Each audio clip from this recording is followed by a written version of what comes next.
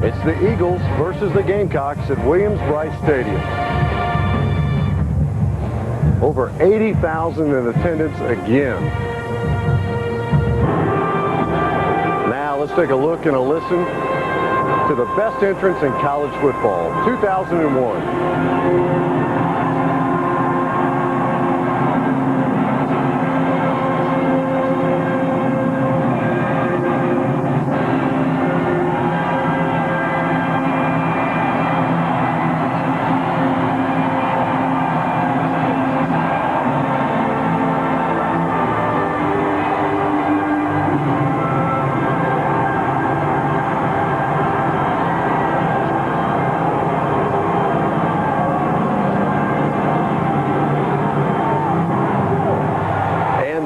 Your Gamecocks, 2-0 on the season, dressed in garnet again for a beautiful night of football at Williams-Brice Stadium. As we mentioned, they'll take on the Eagles from the Mid-Atlantic Conference, 4-7 on a year ago. Gamecocks averaging over 81,000 for the first 3 ball games, well above the 97 record in attendance. Gamecocks win the toss and they defer to the second half. Tyler Dean will handle the kickoff duties tonight for Carolina. Jason Corse out for this ball game.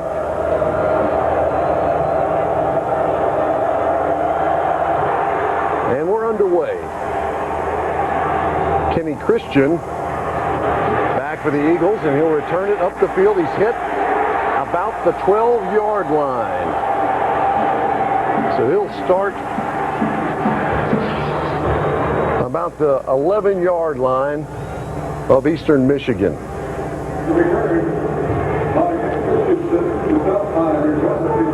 Now we'll get our first look at Walter Church, quarterback for the Eastern Michigan Eagles. As we mentioned, he's a veteran from the state of Michigan. Decided to stay there, 6'4", 225 pounds. Prototype quarterback. First down. And there's John White on the play. John White hit hard there by Kenny Offing. Gamecock defense starting off early, hitting hard. White was a receiver last year. He's had a 100-yard receiving game for this ball club, but he's moved to tailback, used his athletic ability there. Look at Alford. Willie Alford there on the hit for Carolina.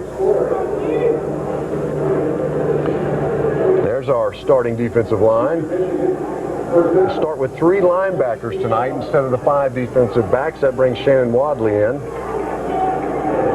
And Sheldon Brown, of course, in-house, starting at the corner positions. Second down and 4. There's a good look at Church. Swing pass to the outside. Carolina out there. Faison on the play along with Neesmith. So Carolina avoiding the little screen play that they run so well and making the tackle in the backfield. I can tell you that play's not going to get anywhere. There's the offensive backs and receivers. Garcia, left guard. Sipa is an excellent player, a lot of the scouts like. They'll bring up about 3rd and a yard, maybe not quite a yard. So they stay in the single back, but they bring the H-back in there, and they'll try to get it up the middle. Kalimba Edwards there, but the back looked like he's having a chance to move forward. First down by Eastern Michigan. I tell you, they're moving the football a little bit on the Gamecocks. And, you know, we mentioned earlier about having letdowns. And, you know, it's easy when you're playing a team such as Eastern Michigan after you come off a big win to have someone let down. And the Gamecock got to play with a little bit more energy. Shante Watson for a 1-yard run. They're going to bring it out and measure it. Good decision by Carolina to start. It is a first down to start with their defense because this defense has played, Corey, with so much intensity over the first 2 ball games. They could set the pace as to the level that the Gamecocks will play at tonight. All right, first down.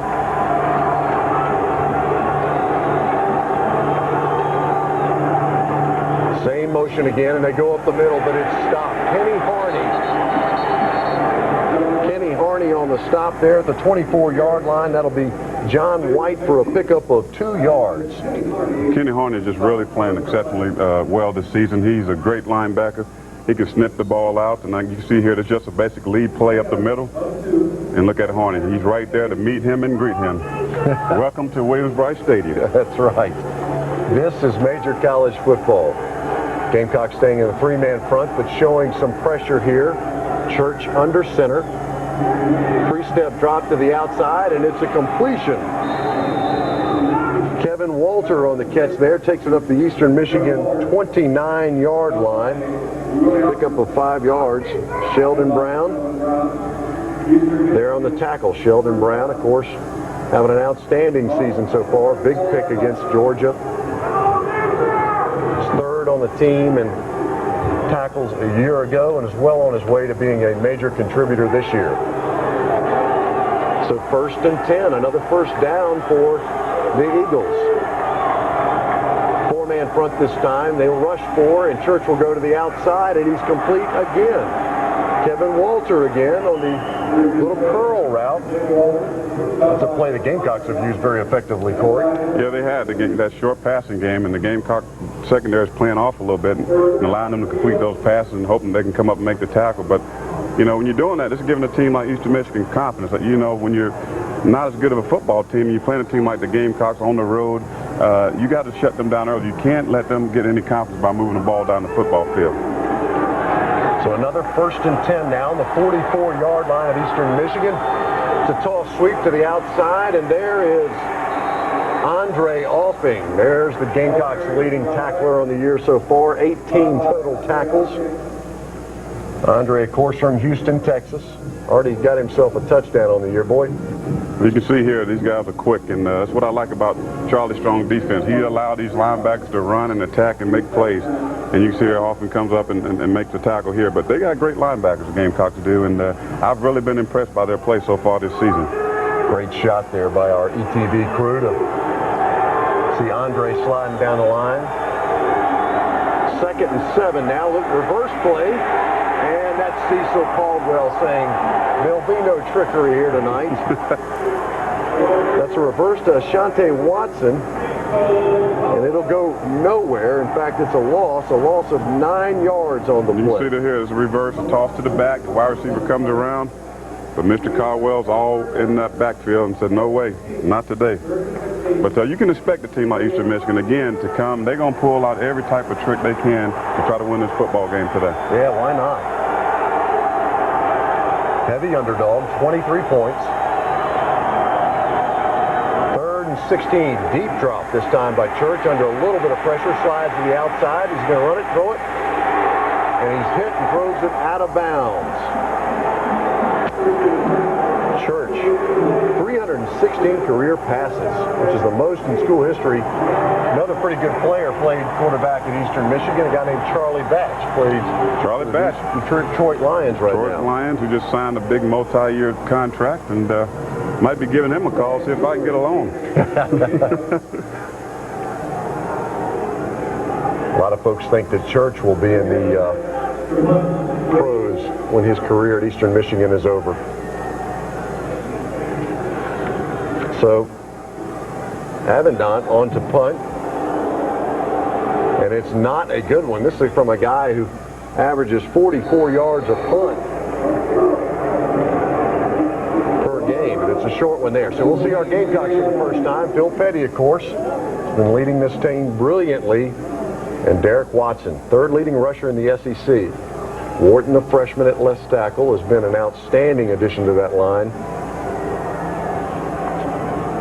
And C.J. Fry starts at right guard again. There's your Gamecocks. Big Melvin Page there at the right tackle. It's not even the first play of the game, and his jersey's starting to come out, Corey. That's pretty much typical for an offensive lineman. They're not the neatest dressers on or off the field, Todd. I can say that being I own a clothing store, but there's the spread. It's trips to the outside to Ryan Brewer. It's complete. He's up the field, and Brewer fumbles on the play. And the Eagles say they have it. So Sure enough, on the first play from scrimmage for the offense, Ryan Brewer, one of the sure-handed players for Carolina, fumbles the football. Well, this is, like I said earlier, this is the type of game you don't want to get started like this, because all this is doing is lighting fire to Eastern Michigan football team. They're going to come here, they're going to start to build confidence, and you got to be careful because they'll continue to make plays on you. Fumbles and penalties always a sign of lack of concentration. Church goes back to work now from the gun to the outside. It's a close play. It's almost picked off, but Sheldon Brown cannot get his hand in there quick enough. Goes down to the Carolina 24-yard line. That's a gain of 6 yards. So right off the bat, needless to say, from the fumble, Eastern Michigan is right down into Carolina territory. Good opportunity for Eastern Michigan to get a field goal, perhaps a touchdown here, and you know, the Gamecocks don't want to put themselves in this type of position. Just 2nd and 4 now. South Carolina 24. There's that offset I formation. His right looked like he wanted to throw, but Kenny Harney won't let him do anything, run, throw, or anything else. Great play here by Kenny Harney. And you're right, Ty, that was a pitch, and the guy was going to throw the ball, but he was covered downfield. We're going to see here in the replay. You can hear this is just a toss, sweep pass, but the guy's covered downfield. You can see Harney closing on him. Great tackle. Great instincts by the linebacker. So the second big play from Kenny Harney, who's had his share during his career. Caused 6 fumbles. Look at the linebackers this time, Corey. Very deep. Church gonna run it. No, now he throws underneath to his tight end there. And it's complete, but for very little. Well, you mentioned the linebackers' depth there. I mean, obvious pass situation. You want to deepen your linebackers. You want them to be able to get back in their drops and their zones to be able to defend the pass, and you can see that they reacted well to the ball. There's Langston Moore, an early substitution for Carolina. They rotate a lot of players in that defensive front. And now they'll try the field goal.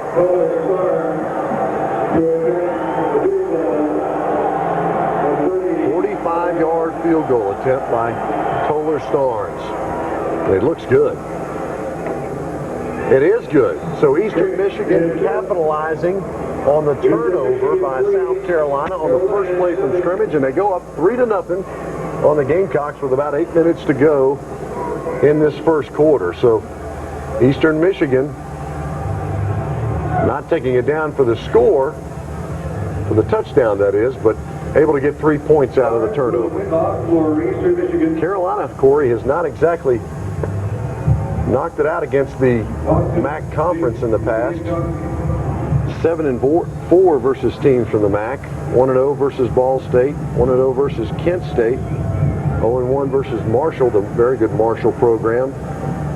2-0 versus Miami of Ohio. 3-2 against them.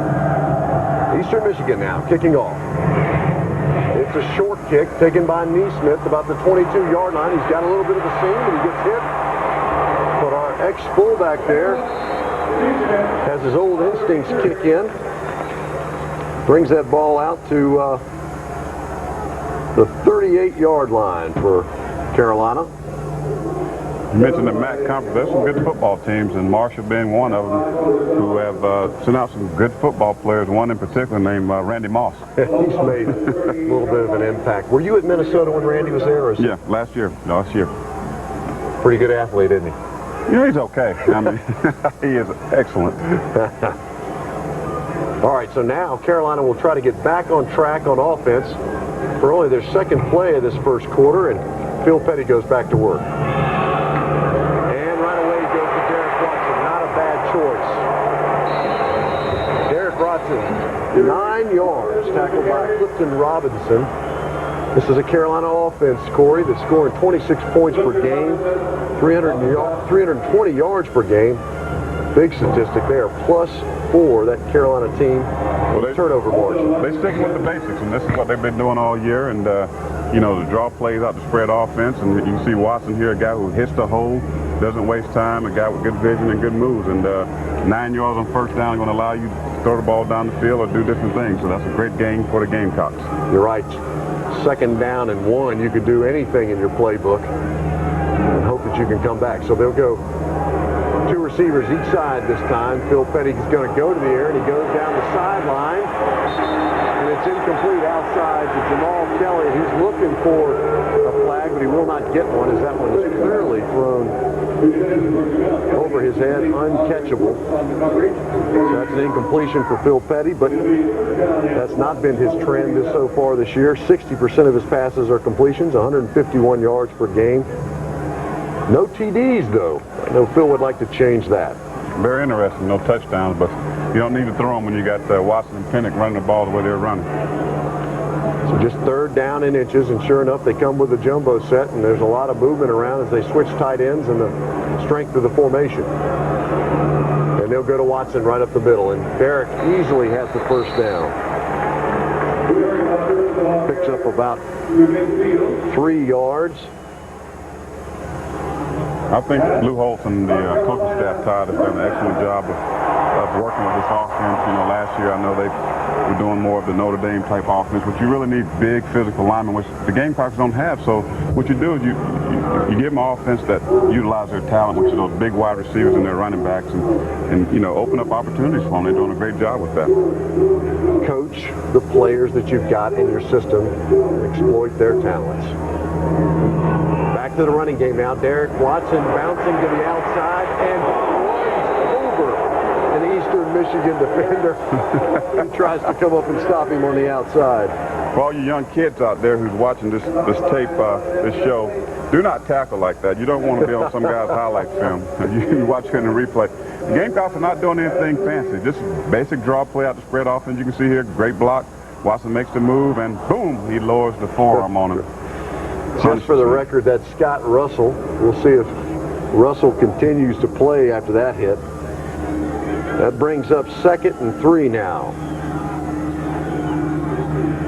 Showing blitz on the outside, and they bring it, but they'll go back to Watson, and Watson will get nowhere. As the pressure from Russell came from the outside. Jerry Brown also on that one. Brings it up to the Eastern Michigan 42-yard line. Another interesting point about the spread offense, if you play with your regular defense, meaning your 4 defensive linemen and or 3 or 4 linebackers, they're forced to go out and cover wide receivers. And what you're doing is you open up the middle to run the football. That's why the Gamecocks are having so much success. Yep, you really don't have a choice. You've either got to go out there on them or come in and play in the box, and either way the Gamecocks are taking advantage of it. 3rd down now. They go back to the jumbo set, and Derek Watson takes it, but he's stuffed here at the line of scrimmage. So on a 3rd down and 2, Derek will come up with a first down. That was a real short 2 there, but you're right. Yeah. On Andrew Pinnock not in the ball game. So 1st and 10 for Carolina. Kind of a lethargic first quarter so far for both teams. Derek Watson really the only spark with a couple of his runs. There's Petty calling the plays out as he always does. About to run out of the clock. They go back to Derek Watson, who takes it up the middle and spins, drives his leg. A nice game there. 8 yards on the play. Same old play, just a spread offense with the draw, and obviously the Gamecocks feel as though Eastern Michigan can't stop that, so they keep coming back with that call. It's an easy read for the quarterback. They just count the players on each side. They see if those linebackers slide out or not to cover those receivers in the spread. As you check it out there, see there's 7 in the box this time. Now the Eagles go to the outside and bring a little pressure, and we run up the middle, but it will be for nothing. Tackled by James Turner of Eastern Michigan, so the Gamecocks on 2nd and 2 do not get anything. In fact, lose 2 yards. So 3 minutes, 35 seconds to go in our first quarter. The Gamecocks are trailing 3-0. After a Ryan Brewer fumble, the Eagles get a 42-yard field goal. Petty in the gun again. Scott Brown at center. There's a snap, and it's a good one. Petty sitting there underneath. The ball is batted down. So 3rd and 4. Bring up another incompletion here. And well, you're the Gamecocks and Coach Lou Holtz, you can't be happy at this point the way the Gamecocks came out and played, and really flat, as you mentioned, lethargic, the word you used. And it happens when you have a big win like that against the Georgia Bulldogs. You'll come out here and sometimes be a little slack and not emotional, but you just have to guard yourself. Guard all week in practice so that you prepare, and then you make sure your energy level is up when you get out there on the field. But you look to your coaches and your other teammates, too, to change that pace sometimes. Exactly right. So Ryan Brewer, Mr. Ohio football, Mr. Everything for Carolina, will step up his duties here for Carolina as he will make his debut as the punter. Tyler Dean being ineffective so far, so not a surprise here. Delay of game call. Maybe give Ryan Brewer a chance to pooch it down inside there and get it deep into the Eagles' territory. But as we mentioned, Tyler Dean not on the best list for Coach Lou Holtz, and Ryan will have a shot now. It's a fairly high kick, but it's going to roll easily into the end zone. Well, it's one of the areas that the Gamecocks got to be disappointed with is their kicking game. They just haven't really done well this year with that. As Coach Holtz will tell you, the coverage has been good and their returns have been good. They're just not happy with the guys doing the kicking, which of course is the thing that's most important. Back on offense, but there won't be much there as Andre Offing comes through the line of scrimmage and just crushes White on the play. John White, a loss of 3 yards, tackled by Andre Offing. Good way to start off the series. There's a good shot, Cleveland Pinckney. Here's a replay, a little counter trade, but he just splits the blockers there, and Andre Offing adding to his total as the leading tackler for the football team. There's Church again. There's the H-back motion, single back, 3-step drop to the outside, and it's a completion, but not for much as Andre Faison is there, and Cecil Callaway all the way from his down tackle position running to the outside line there. It does turn out to be a gain of 5 yards on the play.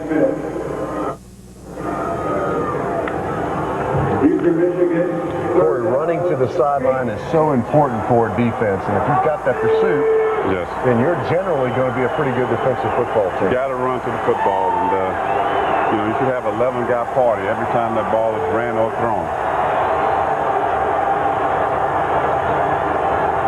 3rd and 8 now. Carolina fans getting a little bit into it. Throws to the outside on an out route. That is incomplete as the ball is out of bounds, as Christian again was the intended receiver. So that'll bring up 4th and 8. Well, the crowd's trying to get in, obviously, to pick this team up because they're playing a little bit lethargic and flat. And, you know, the crowd kind of serves that 12th man. You know, they got to give you that energy, got to give you the boost. And that's just the extra dimension you have when you're playing at home.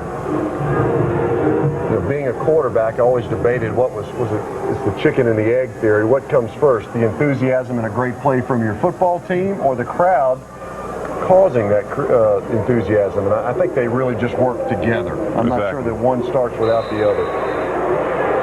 So it's a short punt again. Only 36 yards for Avondale, but it's the Carolina 42-yard line with 1:28 to go in the first quarter. Carolina still trailing the Eagles from the MAC. First time these two teams have ever met. So Phil Petty will bring back on the Gamecocks in good field position again. Try to change the pace of this ball game. Trips to right. Derek Watson trying to get the block as Petty swings to the outside. It's incomplete to Ages. So Phil Petty on the sprint out, of the lightning package as they like to call it, but it's another incompletion. Petty kind of threw the ball behind the receiver that time, and not one of his best throws of the day or of the season thus far. I don't think it affected the throw, but Derek's got to get that outside leg of the rusher, try to get him down so Phil can turn up the field a little earlier. steps again now. And here's Alexander in motion across the field. Phil Petty will swing right and then throw back. And they set up the screen to Addison. And there's our big junior college player, Atkinson. Down the South Carolina 41-yard line. Look here at the replay. Got a sprint out here by Petty. Throws back to the wide receiver screen to Atkinson. Good block here out there by the wide receiver. Screaming for a 13-yard gain. I tell you, they've really been trying to get this guy going. He's a big guy, good speed, good hands, big target. Come back to the draw play now. Derek Watson bounces to the outside. Shows some speed and again unleashes on an Eagles defender. Derek coming out and playing physical tonight. He's got to get this team going. I mean, he's the heart and soul of this offense, and when he's going, the team kind of rally behind him. No question about it. Take a look at the replay again. Nothing fancy. Spread offense, draw play. Good vision, good blocking by the offensive line, and Derek has the speed to get on the outside, you know, pick up the 9-yard gain right here, Tad. Good block by Irmo native C.J. Fry. Dad's over in Sydney, coaching a couple of Olympians. Now Andrew Pinnock into the ball game, but he won't have the success on the draw play that Derek had. So the Gamecocks having some success running the football, but Eastern Michigan has been weak against the pass. This is a 4-3 defense, giving up 29 points per game, 406 yards per game, and 286 of those 406 yards are through the air.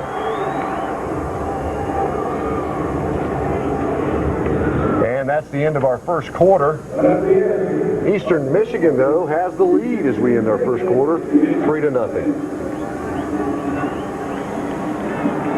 There's our statistics from that one. Rushing yards. Eastern Michigan just 8 yards. Well, not a whole lot of yardage by either team. You can see total yards 31.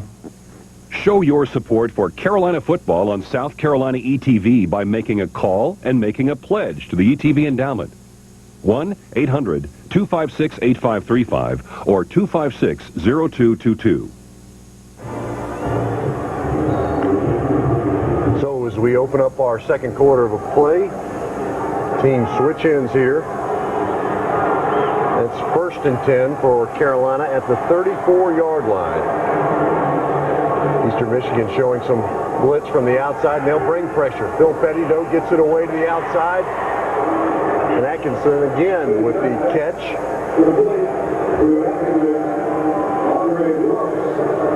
Good throw there by Petty. Blitz coming. He reads the blitz and dumps the ball off to Atkinson. Got a personal foul here. And that blitzer from the outside for Eastern Michigan hitting Phil Petty late, so that's big. It's a gain of 6 yards plus the penalty now.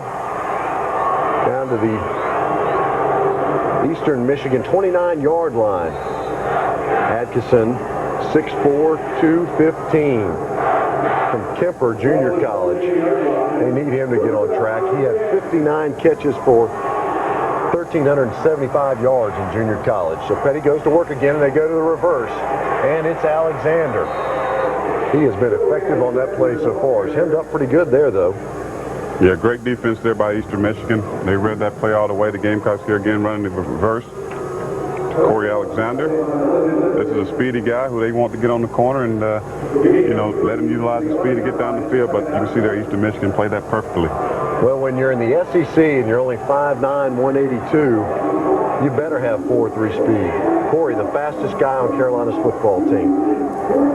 Oh, my goodness, it's a snap over Phil Petty's head, and Derek Watson jumps on it. Corey, he just was not ready for that snap. I don't know what happened there. Well, you can see there Phil is still looking around, trying to make calls to his offensive linemen, to his receivers, and that's just miscommunication by the center and the quarterback there, basically more the center than Petty. And those are the types of mistakes you can't have when you plan a team such as Eastern Michigan. And the Gamecocks need to be more focused. And, you know, you can't have this. That's a loss of 19 yards on the play. That was on a 2nd and 6. Now they're looking at a 3rd and 18 after the faux pas between the center and Phil Petty. Petty will drop back in the pocket. Good protection this time. He'll go down the sideline, actually through the end zone, and it's overthrown trying to hit Alexander, who was well covered on the play. Well, you can see there that ball was way overthrown and goes back to the snap. I mean, just one bad play like that takes you definitely out of certain field goal range to now where you're probably going to have to go for it on 4th down, especially with the Gamecock kicking game. 4th and 18. Those folks out there, of course, how does the center know when he's supposed to snap at the Phil? Well, Phil lifts his leg, as most people know, when he's in the shotgun. That means he's called the play. He's looked at everybody. You see it there. The center raises his head, and the snap is ready. So they'll try to go for, on a long 4th down, they throw in the end zone to James Atkinson, and it's incomplete. So on 4th and 18, the Gamecocks come up empty again. That was on the Eastern Michigan 23-yard line. You can hear the boos by the fan. Obviously, they want an interference call right there. But pretty good defense by the cornerback of Eastern Michigan. So a mistake causes the Gamecocks some points. And Eastern Michigan back on offense now. And they go to the sweep again. And darting out there is Shannon Wadley. How about Shannon Wadley? 6'1", 230-pound redshirt junior, Swainsboro, Georgia. Coach Holt said if he had 10 others like Shannon on the kickoff team, they'd have to have body bags on the sidelines. He is a hitter. I like that, body bags. Only Coach Holtz could come up with that. Kamikazes running down that field. So we got a 2nd and 7 now for Eastern Michigan. And Church goes back to work, throws to the outside. He's got Christian. It's well covered again. It's great defense there by the Gamecocks. Eastern Michigan trying to dictate what the Gamecocks do on defense by, short passing game, run a lot of tall sweeps, pulling the linemen. But the Gamecocks are so fast on defense, they're not being affected by it. Christian is a 3-year letterman for Eastern Michigan. He missed 1997 whole season with a back injury. Didn't show it on that play. 3rd and 5 now out of the gun. Church smoothly throws across the middle, but it's incomplete, and what a bullet. Great throw by Church. I mean, I'm watching this guy, and he's pretty accurate. Good arm, good zip on the ball. Tell you quarterback, I mean, you can analyze this guy much better than I can, but he seems to be poised in the pocket, strong arm type guy. Well, he is. He's shown me with some of these 3-step drops on long throws to the outside, and then there with a bullet. It was just incomplete, maybe too hot for his receiver. So Nick Avendette back on the punt now. And he gets off a good one this time. There's Ryan Brewer up the middle, and they got a seam there. And Brewer with a nice return. Return of 19 yards. He's tackled by David Lusky at the South Carolina 36-yard line. When you're a punt returner, that's exactly what you want to do, Todd. You want to catch that ball. You don't want to sit back there and dance around, make moves. You want to catch that ball and hit that crease and get up the field, get positive yardage. And there you can see Brewer got a gain of 19 yards. Again, the return team's doing very well for South Carolina. It's just kicking that seems to be a problem. So Carolina's still trailing in this ball game, and they try to go with the running game to Derek Watson on a little toss sweep out of the single backfield, and there'll be nothing there at all. Well, they've run that play several times tonight. And eventually, Eastern Michigan going to be getting to stop it. You can see there, James Willingham makes the tackle there for a loss of 3 yards. Not the way you want to start a series. Gamecocks certainly capable of coming back from that. So we got 2nd and 13. And they go, no, they'll fake that. And Phil Petty will roll to his left and throw to the outside, and it looks to be complete. Atkinson again, James. I believe that's his 3rd catch on the evening so far. See here, Todd, the Gamecocks fakes the draw this time, sprint out. You want to go to your big guy, Atkinson, who's 6'4", who most times is going to be much larger, much bigger, and much stronger than opposing cornerbacks in the SEC and the MAC conference for that instance. Petty back now in the pocket, plenty of time running now, trying to get rid of it, and throws to Derek Watson, but it's incomplete. So Phil looking downfield the entire time and tries at the last minute to get it to Derek, but he's too close and too much heat on that one. Probably best that it was incomplete as Eastern Michigan defense all over Derek. Petty took a shot there from the linebacker who came out of coverage to get into the rush, and Watson was there. Could have caught the ball, but he heard footsteps, and I don't blame him. I would let that one go too. 2nd down and 10 now. Petty with the delay draw this time, and Derek Watson's got a seam. He cuts to the outside. He's at the 40-yard line. Derek Watson lunges his shoulder back into the Eastern Michigan defender, and he gets a huge gain. 33 yards on the play down to Eastern Michigan's 21-yard line. Well, I can tell you, Derek Watson is the life of the party. He's going to get these Gamecocks back in the game. You can see here, Petty fakes the pass, goes to the sprint draw, and just look at the vision by Watson. Great speed, gets to the corner, and this is what I like. When he gets to that tackler, he wants to punish him. He's not such a big guy, but he definitely runs very physical. Man, that makes a statement to those defensive backs, too. Great hold that time for Derek Watson. So the Gamecocks going again, a little pressure, and they throw to Ryan Brewer across the middle, and Brewer on the option route sits down in there and gets up a nice gain again. They're getting in the flow of their offense now. Yeah, it's clearly a difference than what we saw in the first quarter. Big difference, you know, running the draw, short passing game, as you can see here. Again, he drops back, short passing game, boom. Dumps the ball down to Brewer. Gain about 5 or 6 yards here on that play. And a 1st down, as you can hear in the background. So 1st and 10 now for the Gamecocks. Trailing in the ball game on the 11-yard line. And Andrew Pinnock into the ball game. He's got a seam up the middle. He's got more than that. He's got a touchdown. Carolina touchdown. Andrew Pinnock coming in after Derek Watson's big game. And he just punishes that Eagle defense. I tell you, you talk about the New York Giants and Tiki Barber and Ron Dane, Thunder and Lightning. Well, I think the Gamecocks have their own version of Thunder and Lightning. That's a great example. Pinnock, you're right. And Watson. You know, they've been running Watson all first and second quarter. Now they come back and hit him with Andrew Pinnock right up the middle for a touchdown. Very complimentary of each other, just like Barber and Ron Dane of the Giants. So Bethea on for the extra point, and he gets it. So Carolina finally getting on the scoreboard in this ball game that they're heavily favored in. 7-3. Let's take another look at it. Good block here from your center. Allows Pinnock to hit that crease. But after that, it's all Pinnock. It's just power and just heart and just want to get in that end zone. And I tell you, we got our own version of Thunder and Lightning, and I'm liking that. I like it too, especially when they got those fresh legs. Clearly, Pinnock there that time making a run that he was not going to be denied on. Pinnock, checking out the press guide on him, said he was once so big they denied him to play Pop Warner football. I can believe that. I think he's been big all his life.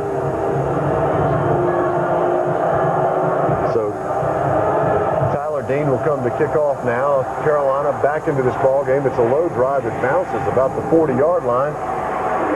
And Eastern Michigan having a hard time coming up with something. But they finally do.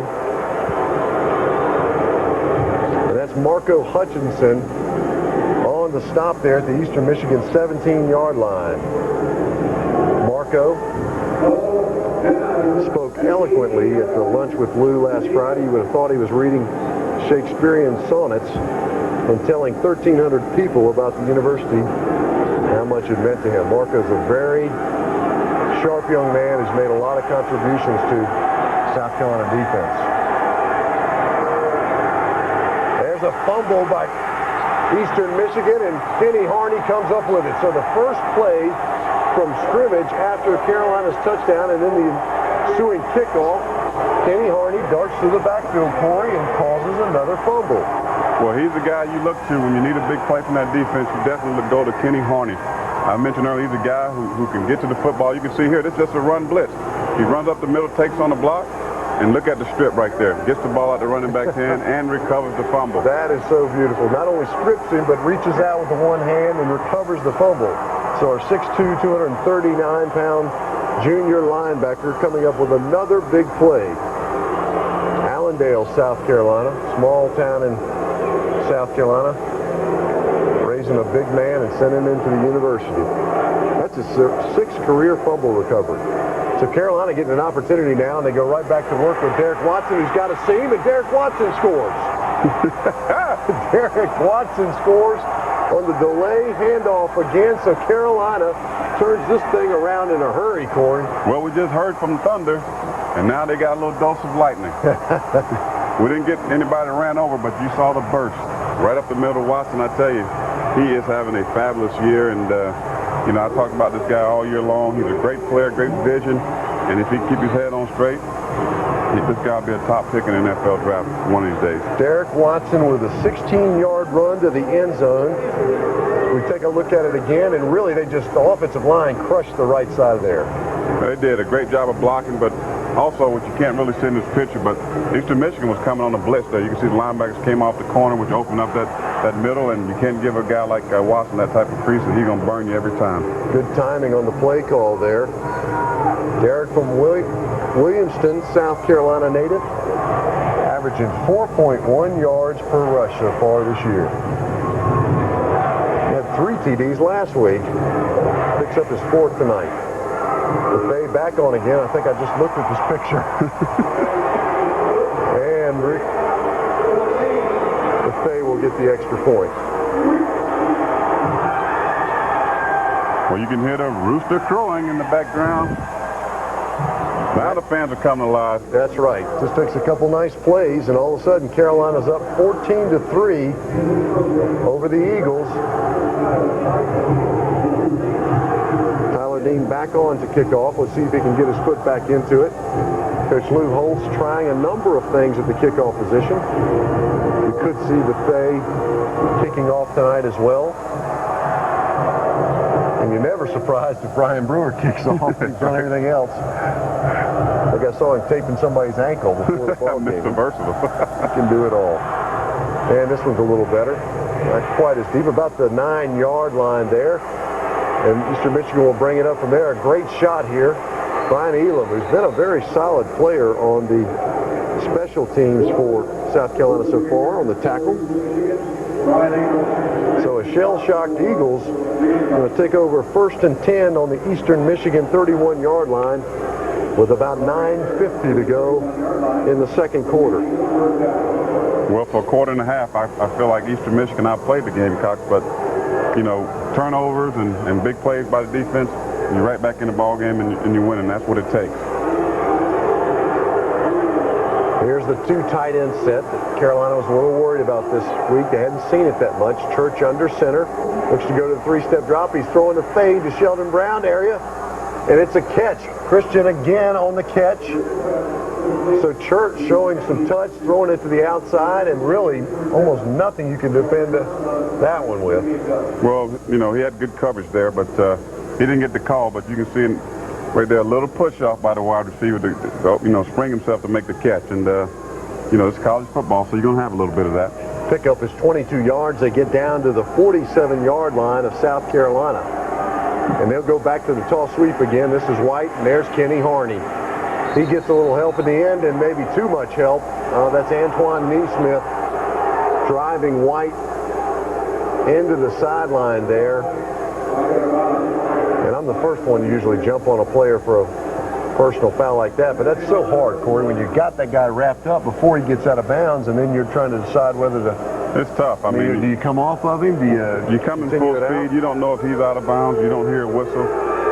But right there, you know, he was clearly out of bounds when he threw him to the ground. I think once you're out of bounds, you got to know to pull back. The play's over. Usually they can check the body language there, whether you're trying to drive that guy or just fall to the ground beside him, and they won't throw that flag. Right. So but that call is justified. That was clearly unsportsmanlike conduct by Neesmith. So our 6-foot, 215-pound free safety makes really his first mistake on the season so far. Antoine had 5 tackles in the Georgia game. Here's Church, and they go to the sweep to the other side. And there's Neesmith making up for it a little bit. And now we got somebody flying in, a tackle for Eastern Michigan. in there late. And I think we're going to get another flag. Yeah, it is a penalty. So dueling personal fouls here by the Gamecocks and the Eagles, and not smart play by either one of them. Well, that was just dumb. I mean, you get 15-yard extra yards there by a bad play by the Gamecocks, and then you turn around and you give it right back to them. And if you're a coach, you're definitely not pleased with that type of play. Yeah, if you're the Eagles, you need every break you can get this ball game. So I think that brings us up to a 1st and 22 now. Church will go back to the air. He throws underneath. And Faison on the tackle there. That's Walter Church on the catch for the Eagles. How about our guy Faison? Faison, 2 sacks, 16 total tackles. An interception against Quincy Carter. Playing as good as anybody on that Carolina defense right now. He really is, Todd. He's a great player. You know, he's always around the football. And Charlie Strong utilizes him very well. He blitzes him a lot. He's in coverage. He's a great run tackler. And that's what you need out of a little safety. Church on 2nd and 14 now. They just got a few yards on the pickup to stay in the gun, and he's under some pressure, and the ball is batted down. It was intended for Christian, and we had a little pressure up the middle that time. Looked like a dog up the middle, Corey. Well, it was a run dog, and it looked like Neesmith. I couldn't catch the number. We'll see it in the replay. You can see the linebacker blitzer at the A-gap. Oh, yeah. Occupies the center, and that frees up Neesmith to come right up the gut to knock the ball down, put the pressure on the quarterback. Again, great calling by Charlie Strong. Leaves those cornerbacks all by themselves, but man, can it raise havoc in a backfield for a quarterback. So now, Fuller Starnes is going to attempt a 52-yard field goal for Eastern Michigan. The snap is there, and this ball is hit very flat and won't come close. So the Gamecocks stop the Eagles on their drive, and they miss a 52-yard field goal.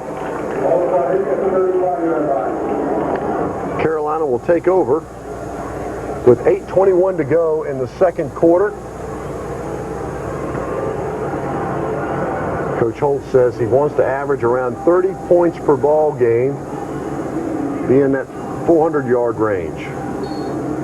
Well, that'll definitely get you about 10, 11 wins a year. And now we got Carlos Spikes in the ball game playing quarterback.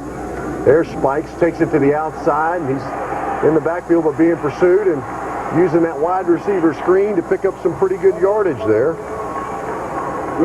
Skip Holtz is pulling out all kinds of wrinkles, and to a guy like Carlos Spikes, who's a great runner, great speed, you can see here. And I think everybody in the stadium knew this wasn't going to be a pass, but except for Eastern Michigan. But you can see here, he just got the speed to clearly get outside, just outruns the defender here for Gamecock first down. Yep, get a first down and then some. Good spot on that play. 12 yards on the pickoff before Jermaine Kyles stops in for Eastern Michigan.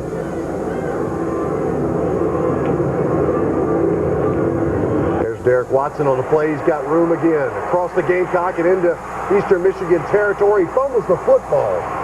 Derek Watson, after a long run, is stripped from behind trying to stiff arm an Eastern Michigan player, so the Gamecocks turn it over.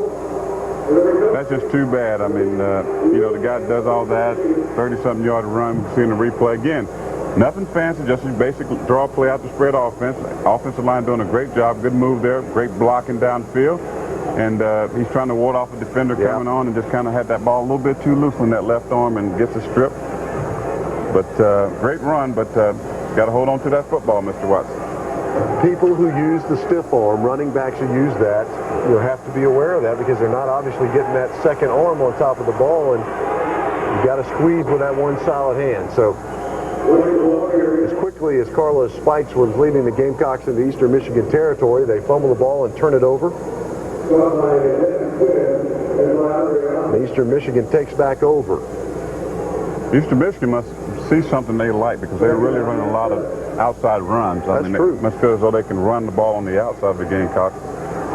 But, you know, with the speed of those linebackers, it's going to be very tough. Which, of course, is strange because everybody else has had some success up the middle against the Gamecocks. I know. And there's going to be a penalty. That's Clearly a motion penalty by Eastern Michigan. Speaking about run up the middle, two guys we haven't heard a lot. What we heard.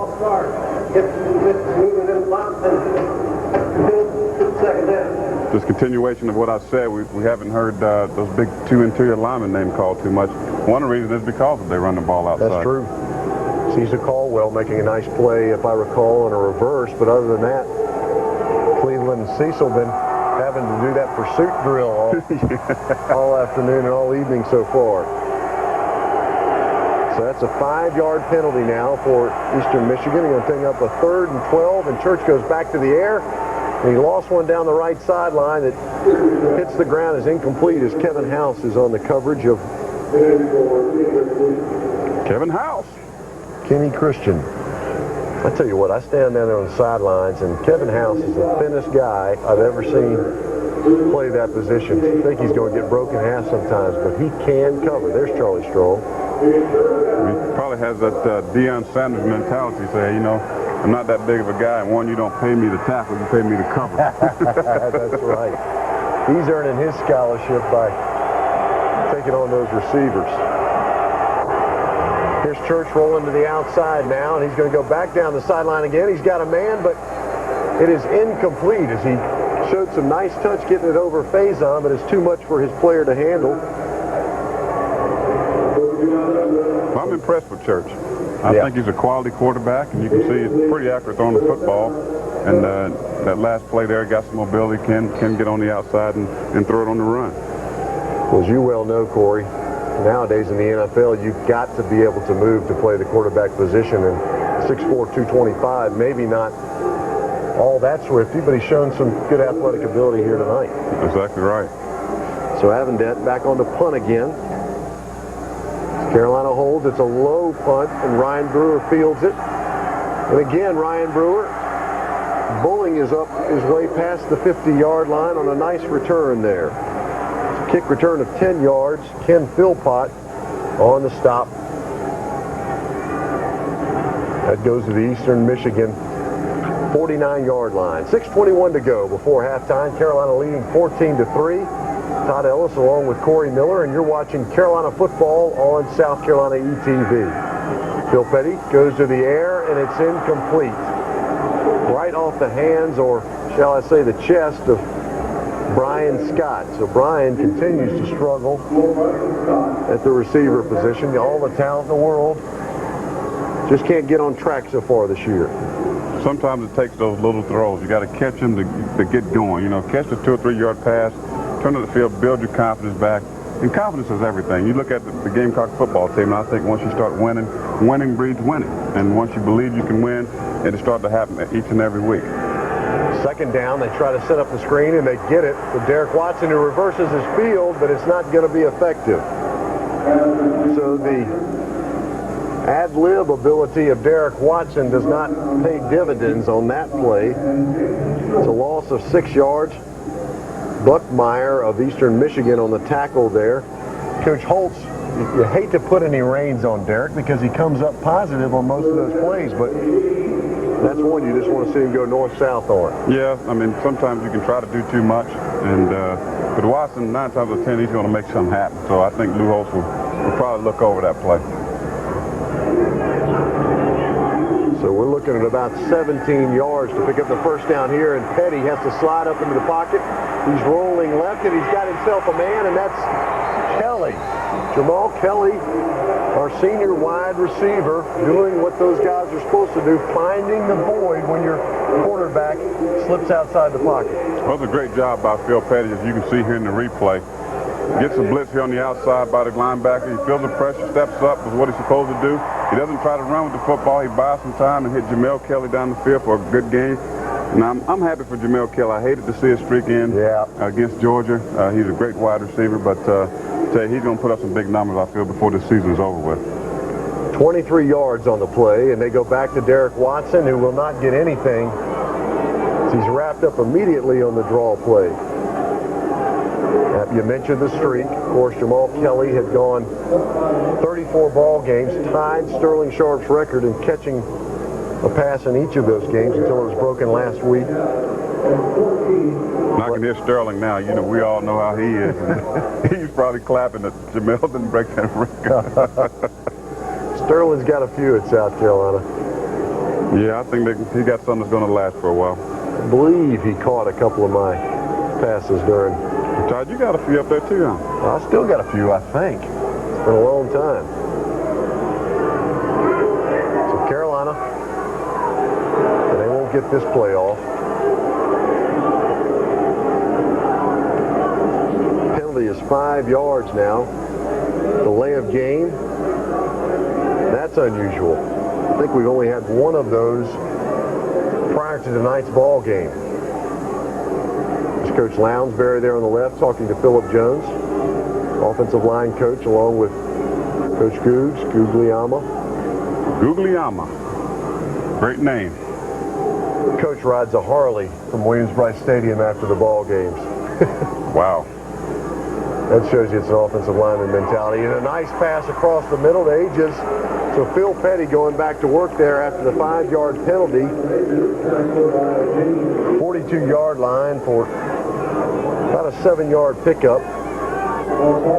The thing about this offense, if we can watch the replay here, you see Phil Petty in the gun, takes about a 4 or 5 step drop, and gets rid of the football. The good thing about this offense, don't really allow Petty to get in any type of strenuous situation. I mean, he has his reads, and if it's not there, he can either run with it or dump the ball. And I think it's going to allow him to be successful this season. Yeah, he just doesn't hold it that long a time. Still going back to work now, and he'll go across the middle, and it's a beautiful throw to Atkinson. James Atkinson is coming up big tonight, and he knows it, and what a throw by Phil Petty down to the Eastern Michigan 17-yard line. Nice catch and run. Great catch and run, great blocking by the offensive line, great throw. Good zip on the ball. Action just beats the defender inside.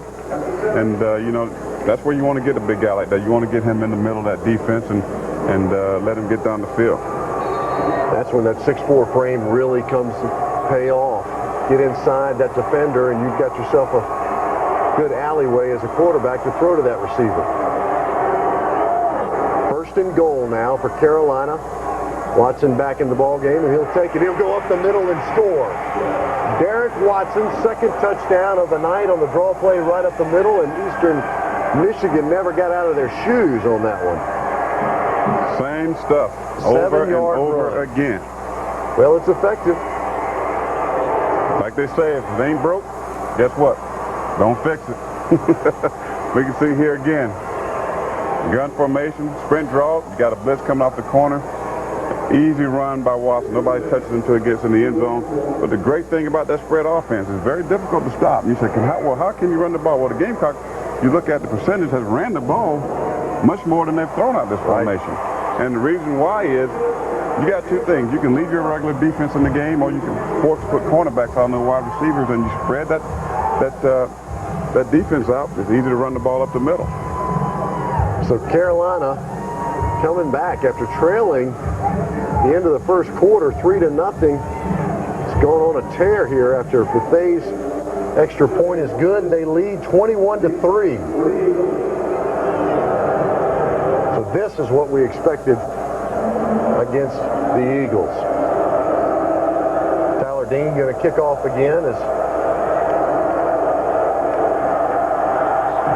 Carolina will try to hold him with about 4 minutes and 33 seconds to go before the half. It's short again, and Christian will come up the middle, but he is stuck, but not wrapped up by, there's our man Shannon Wadley again.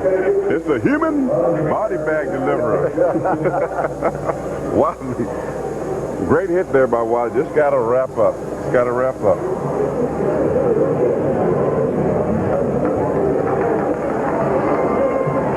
Shannon Wadley making his presence known again. There's a penalty there against Eastern Michigan, illegal block in the back. And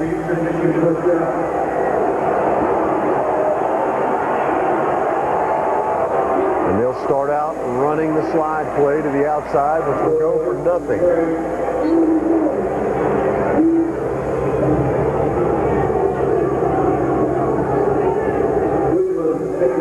This is the position you want Eastern Michigan to be in if you're the Gamecocks. You know, even though you didn't play that well the first quarter, now you jump on them. You know, now they're starting to doubt themselves. And, you know, but if you give a team like that confidence, they're going to hang in there. No question. Gamecocks have put a halt on that after the first quarter. So there's the fake dive play, and they go back out to the outside. But great pursuit by our Dennis Quinn. It's nice to see Dennis make a tackle. We've been seeing him only make kicks in the last couple of ball games. Great pursuit, though. Great pursuit. We talk about this Gamecock defense all night, how they run to the football, and this would happen. When you run to the football, you usually get rewarded. And you can see here Quinn, the defensive lineman we mentioned, 2 interceptions last week. Haven't called him much for tackles, but he ran out of line of scrimmage that time in that play. They work on that every day in practice, getting off the ball and getting down the line of scrimmage. So a 3-man rush this time, and Church is going to swing it to the outside. It's a completion, but not for long, as you know who.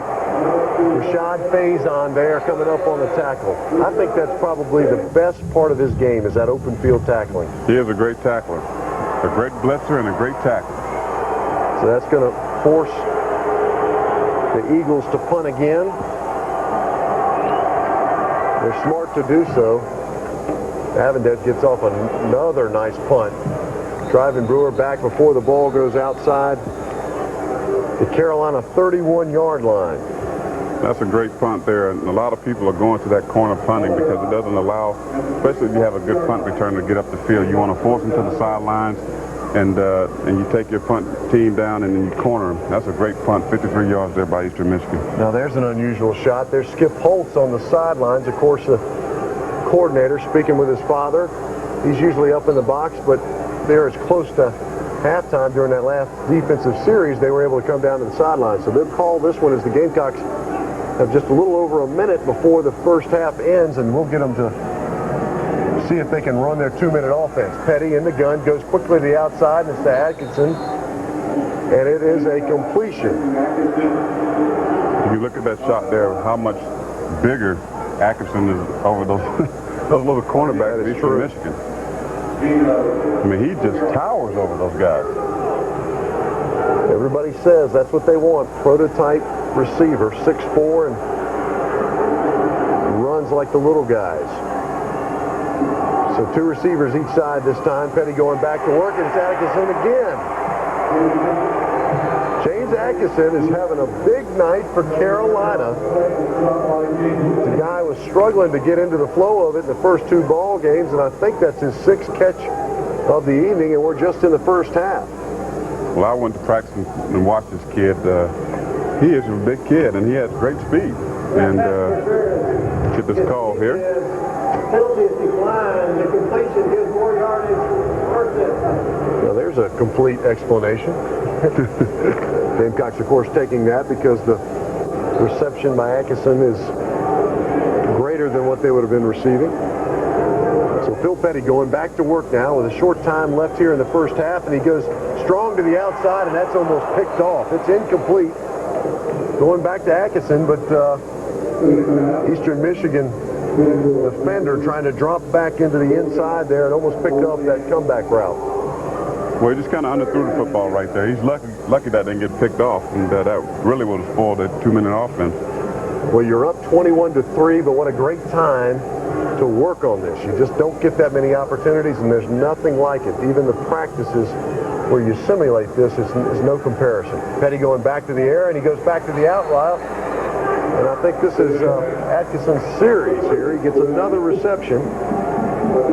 Picks up 5 yards on the play. That's a gain of 8, excuse me. There's Lou Holtz. May go back to his big junior college receiver. Well, that's just difficult to stop when you got a guy 6'4" and going up against a corner who's 5'9". I mean, just because he's so wide, it's going to be tough for that cornerback to get around him. But you should be able to complete that pass by 80% of the time. So inside the Eastern Michigan 40-yard line now, and they'll go back to the run, and guess who? Derek Watson's got some room, and he gets a nice pickup there. The clock is running. You see Carolina pushing forward, everybody concentrating on what to do. About 48 seconds to go. It's trips to the right, and Phil's going to kill it. He'll kill the clock. He'll try to get his team now, get the signal, maybe 2 plays from the sideline, and either get back in the huddle or let his guys know that. You see Teddy Crawford coming to the ball game for Kelly. One thing about Atkinson, too, in a situation like this, it gives him an opportunity, Corey, because he plays that split end, which is the single receiver side. Right. Often draws that single coverage over there. And that's what you want, especially when you got small corners. I mean, you don't have a big guy, you know, a la Jason Sehorn, who can match up against a guy that size, and you want to utilize it. So trips again with Derek Watson to the trip side. And they'll throw to the weak side again, Atkinson. And there we see it. If you're going to bring pressure up the middle, you leave that backside receiver with only single coverage, and you can get that out route all day long with good timing. Nice timing, though, between the two players, Petty and Atkinson, on this drive. Doing a great job. Petty's doing a great job of getting the football there. And you can see how far the cornerbacks are playing off. Now you can see he's coming up more in a bump formation. But you got to be careful there, too, because Atkinson can run by. Right. Cover 2 on this play. Looks like a 4-man rush for Eastern Michigan. They'll go back to the run. No, Phil Petty will keep the ball. He's inside the 20-yard line and down to about the 11-yard line, so check the clock. Phil Petty checks the sidelines, and Carolina gets the first down there near Skip Holtz. No headphones on at this point, just hollering out the plays to Phil Petty.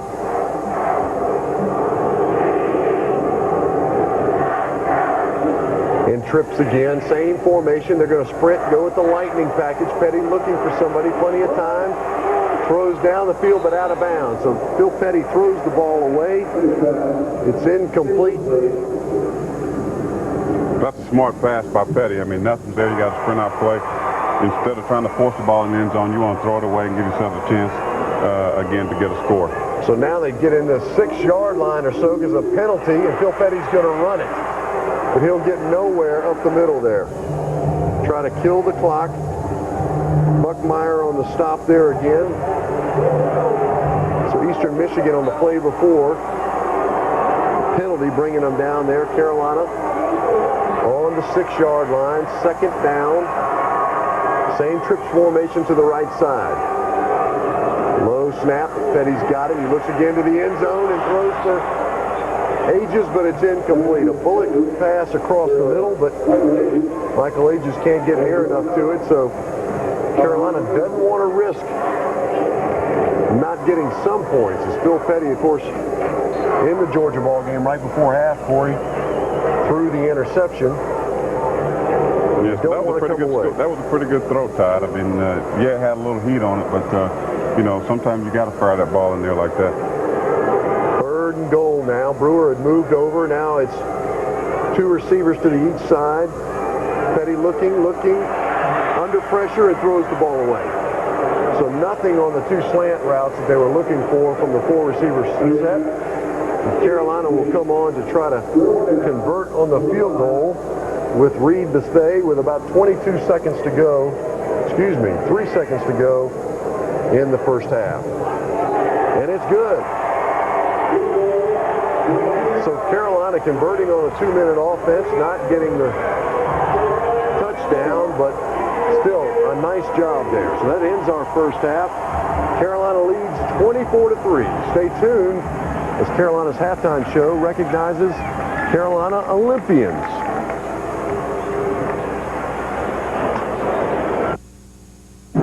Last Friday night in Sydney, Australia, the 27th Olympiad was declared open with a record 10,000 athletes from 200 countries set to compete. The Games anticipate thousands of attendees and billions of viewers from around the globe. The University of South Carolina paid tribute to all athletes and coaches who have earned the right to be Olympians, and especially the 19 representatives from the University of South Carolina. One of the highlights of each Olympics is the lighting of the eternal flame. A flame was symbolically lit to honor the Gamecock Olympians.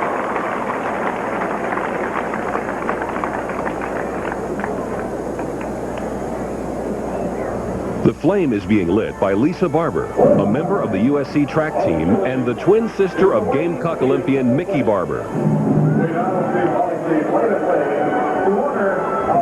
Gamecock representatives at the Olympics are Mickey Barber, track and field. Istvan Bathazi, swimming. Michelle Davison, diving.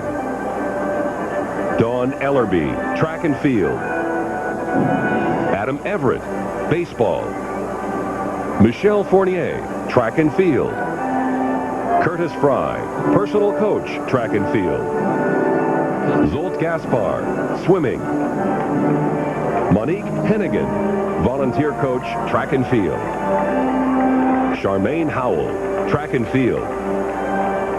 Alan Johnson, personal coach, track and field. Lisa Missapika, track and field. Melissa Morrison, volunteer coach, track and field. Brad Snyder, track and field. Ray Tanner, baseball coach. Terrence Trammell, track and field. Marvin Watts, track and field. Tonique Williams, track and field. And Josh Wolf, soccer. The University of South Carolina has had 2 Olympic medalists. In 1972, Kevin Joyce won the silver medal on the men's basketball team. And in 1996, Alan Johnson captured the gold medal in the 110-meter hurdles. Gamecock athletes have already had an impact on the Olympics as former soccer player Josh Wolf scored a goal and assisted on another for the USA. Follow the Olympics and your Gamecock athletes in Sydney, Australia. Call 1-800-256-8535 and show your support for Carolina football coverage on ETV by making a contribution to the ETV Endowment of South Carolina. Again, call us. Make your pledge of support. 800-256-8535. In Columbia, 256-0222. Well, it's halftime at Williams-Brice Stadium, and the Gamecocks start slow, but they take a 24-3 halftime lead. And Corey, they showed some signs of sleeping in that first quarter, but they were sparked by, you know who, Derek Watson, and James Atkinson did a nice job there, especially in that last drive in the 2-minute offense. Yeah, he definitely took over that last drive, but, you know, they started lethargic and just wasn't emotionally there.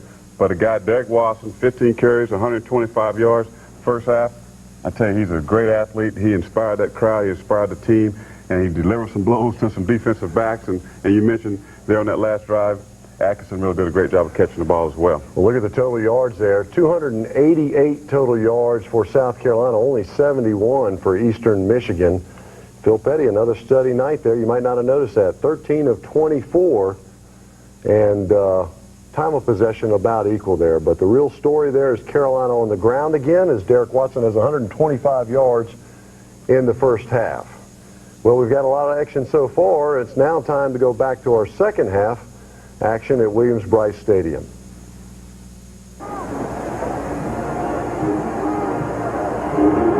And as we start our second half, Carolina had elected to defer in the first half, so they received this football, leading 24-3. Just a couple of minutes into that second quarter, and they finally had the Eagles well into hand. So Toller Starnes now to kick off for Eastern Michigan, and it's short about the 15-yard line and down to the right side again, and Antoine Neesmith endures a vicious hit that stays up and has a nice return there to the 34-yard line for Carolina. So I suspect that Phil Petty will bring the Gamecocks out on to the field again. He's gone all the way. Clearly the #1 starter for Carolina. And there's your offensive line, Melvin Page again. They start with a tight end this time, and most likely Tommy.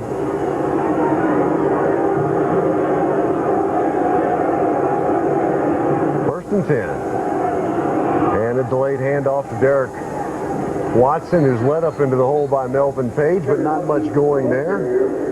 Jerry Brown with the stop at the 35-yard line. About a pickup of 1 yard for Carolina. Shane Hall into the ball game at left tackle there. Big Shane getting a lot of playing time this year. Well, I'm kind of shocked that the defensive staff of Eastern Michigan, I mean, Gamecocks been running that same play all night. Seemed like they were, hopefully the second half, if I'm the coach, I will make some adjustments to try to stop something that's been killing me. Well, there's something we hadn't seen, just a regular slide play, and it's effective as Derek Watson gets to the outside. A nice block by Ryan Brewer helps spring him. Well, he gets about a 1-yard gain, so, I mean, you know, you win by a couple of touchdowns, and you need to start back off where you left off the first half. You got to come back out in a type of game like this with energy, try to get a score early, and just knock the wind out their sails, so to speak.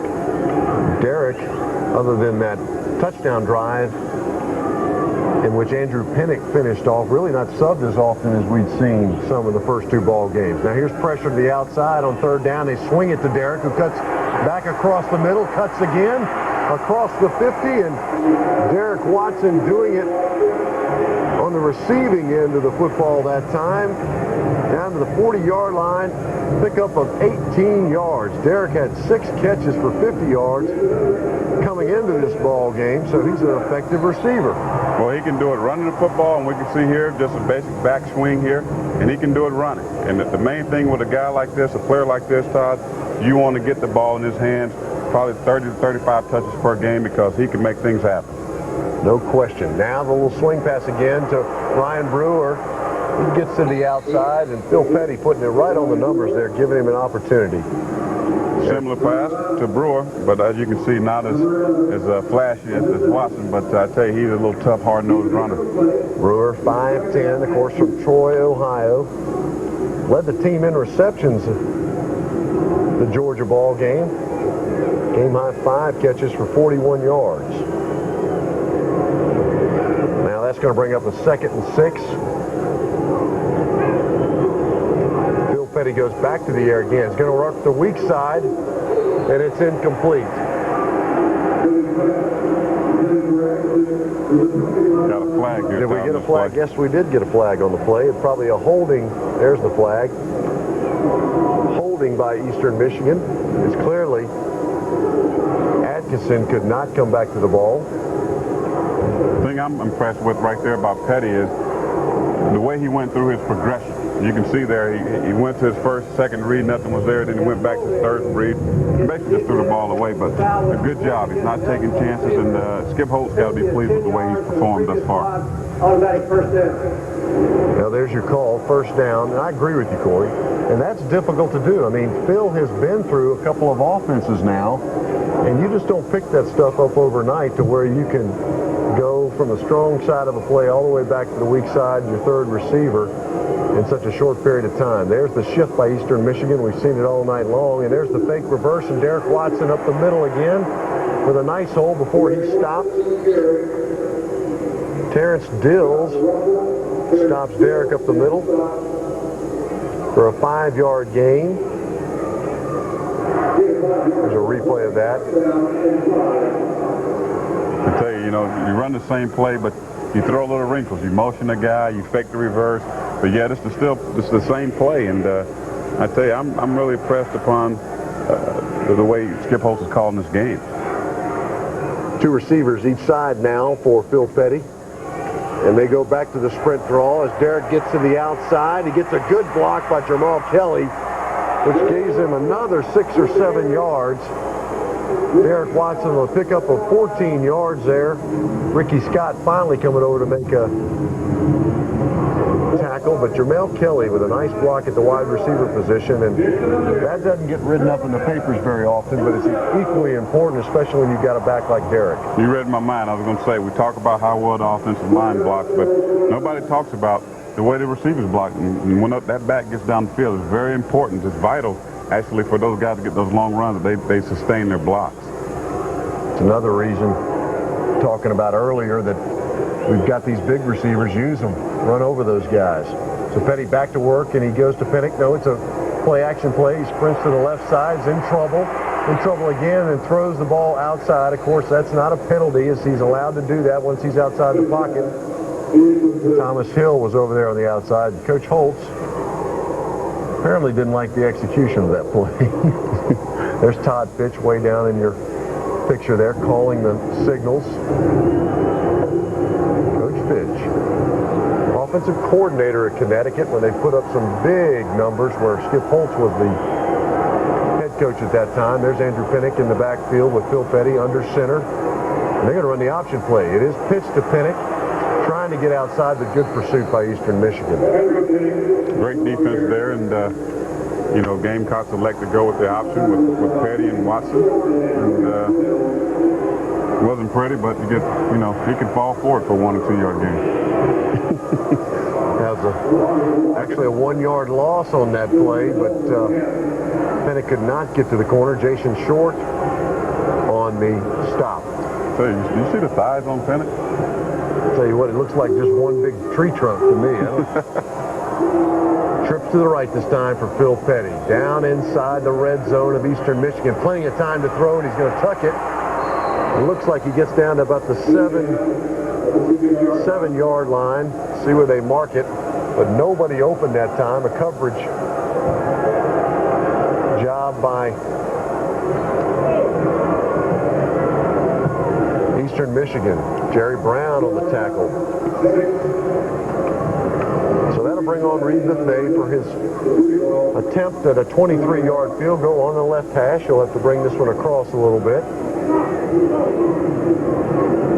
The snap is good, and the kick is no good. He hooked it. In fact, he did not do that from the left hash. He pulled it over there. So Reed Buffet now, after having some nice kicks in the first half, is no good from 23 yards.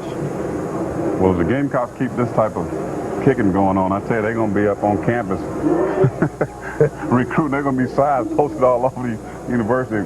Needed kicker. Yep. It's got to get better if you want to compete.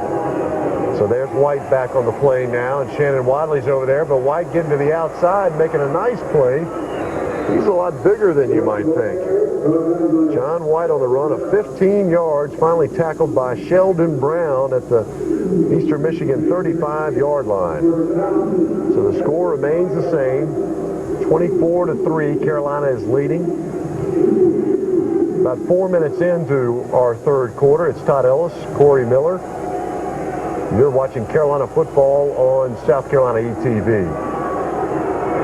Folks, the next 3 weeks we'll be on at 8 o'clock for Carolina football on ETV. Carolina takes on Mississippi State next week. Church goes to the outside, and even if it was complete to Walters there, it would have been for a loss. So Faison on the coverage. You're looking at the Gamecock defense, Todd. You know, they're not a big unit, especially up front. They're medium-sized guys, but I tell you, they can flat run. And today, that's just the way the game is changing. People are going to smaller defensive linemen, smaller linebackers. As a matter of fact, your linebackers are more safety types, and they're looking for people who can run with speed.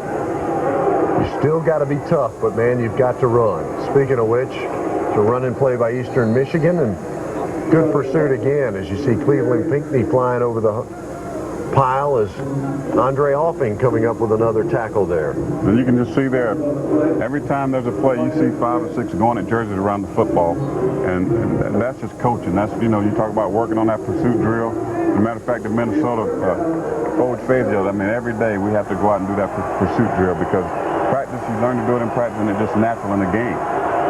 Great conditioning as well. All right. Brings up 3rd and 7. Church going back to the air, and he had a guy on the crossing route, but it was just a little behind him. So that's incomplete to Kevin Walker on 3rd and 7. There's a... Thank you. Can you believe she's blowing us a kiss?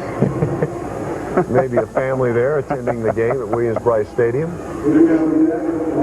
Apparently we have a bunch of families, over 80,000 for this ball game. And as Avendet comes back on to punt, Ryan Brewer back to receive again.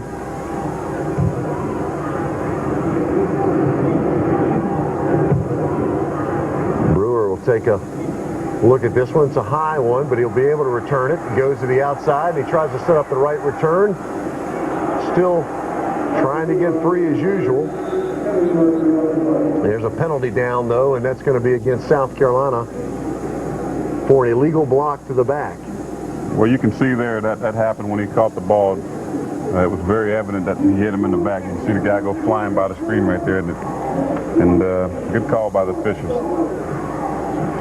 People just don't realize, Corey, how fast things go in this ball game until you get down to it, even at the college level. And I know you played some special teams in your day as well, but especially in that area, the kicking game, it's often chaos out there at full speed. It's crazy. I mean, you almost have to be today psychotic to play on special teams. You really do. It's you know, I hate it. It's tough. All right, that sets the Gamecocks back now at the 6-yard line, but they go to a burner, and Corey Alexander is quickly across the 10-yard line, up the field and down the sideline, and Corey Alexander on a beautiful play that time. Just the swing rack comes out of his shoe. And I guess if you're 4-3, that happens oftentimes. We better take those things off. 4-3 in the 40. Well, you can just see the burst. I mean, that little guy can scat. Former running back. He had experience in picking those holes. The Gamecocks get out of deep in their territory and move it up to the 20-yard line. Trips left, and they go to the same play on the other side. And there's Alexander again with a nice move, but pursuit from the inside. And that time by Alexander. Burkmeyer, we called his name out a lot. Burkmeyer's been running to the football. He's been probably the only bright spot for Eastern Michigan in this ball game. And I tell you, big guy, he hustles. 2-year letterman for them. Played in all 11 games last year.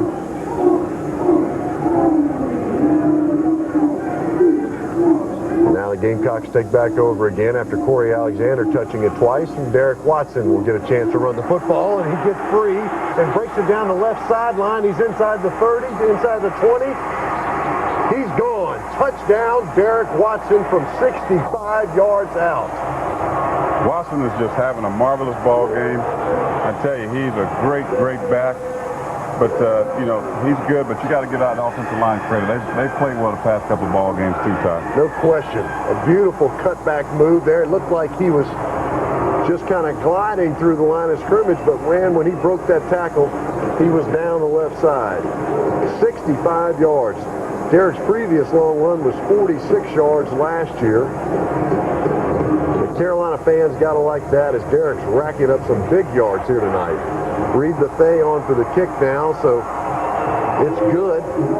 8:03 to go in the third quarter, and Carolina leading 31-3 on a 65-yard run by Derek Watson. Let's look at the replay again. Not a difficult play, just a draw. You can see here he hops inside. The lineman into he seals off those defensive linemen. He breaks the tackle, and he's off and running. He's got the speed. Whoa, the Gamecocks pretty lucky that they didn't get a clip. Obviously, the official was probably excited watching Derek just like we are. So he didn't see that play, but great run by Watson, great drive by Carolina offense, and I'll tell you, it's just great to see that type of running by back. And big plays is what Carolina's offense needs. They lacked that last year, couldn't get Derek on track, and he and these receivers for Carolina have got to come up with big plays if they're going to be effective in the Southeastern Conference. Look at him thanking his receivers and offensive line there for that play.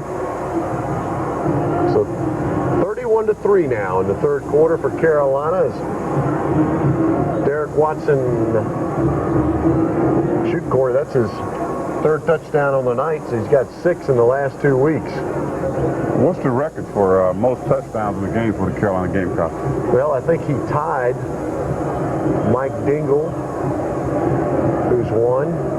Mike Dingle may have had 4 touchdowns in a ball game one time. I think he had 1 catching and 3 rushing. That's right. Against Virginia Tech. That's exactly right. Well, I remember that game. That was awesome. He kind of took that thing over. He'd go flying over the top. I mean, yeah. The 1-yard line, he'd jump over the pile. So Tyler Dean to kick off again now.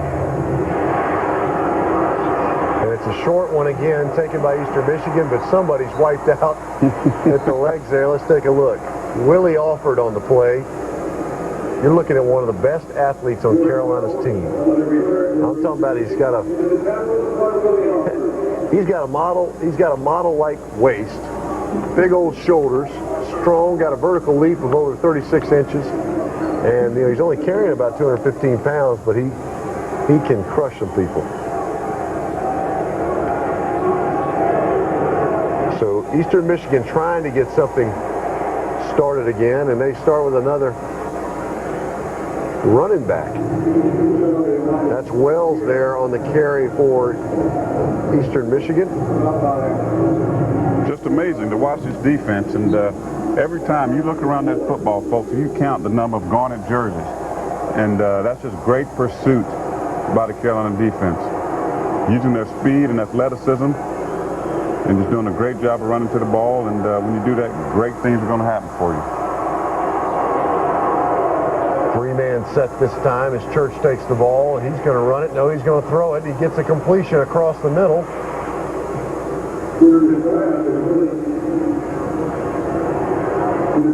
So that's a completion in the void area there across the middle for Church, who has been very limited to the three-step drop game for Carolina. Church has been on his heel, so to speak. I mean, that defense has great pressure on him.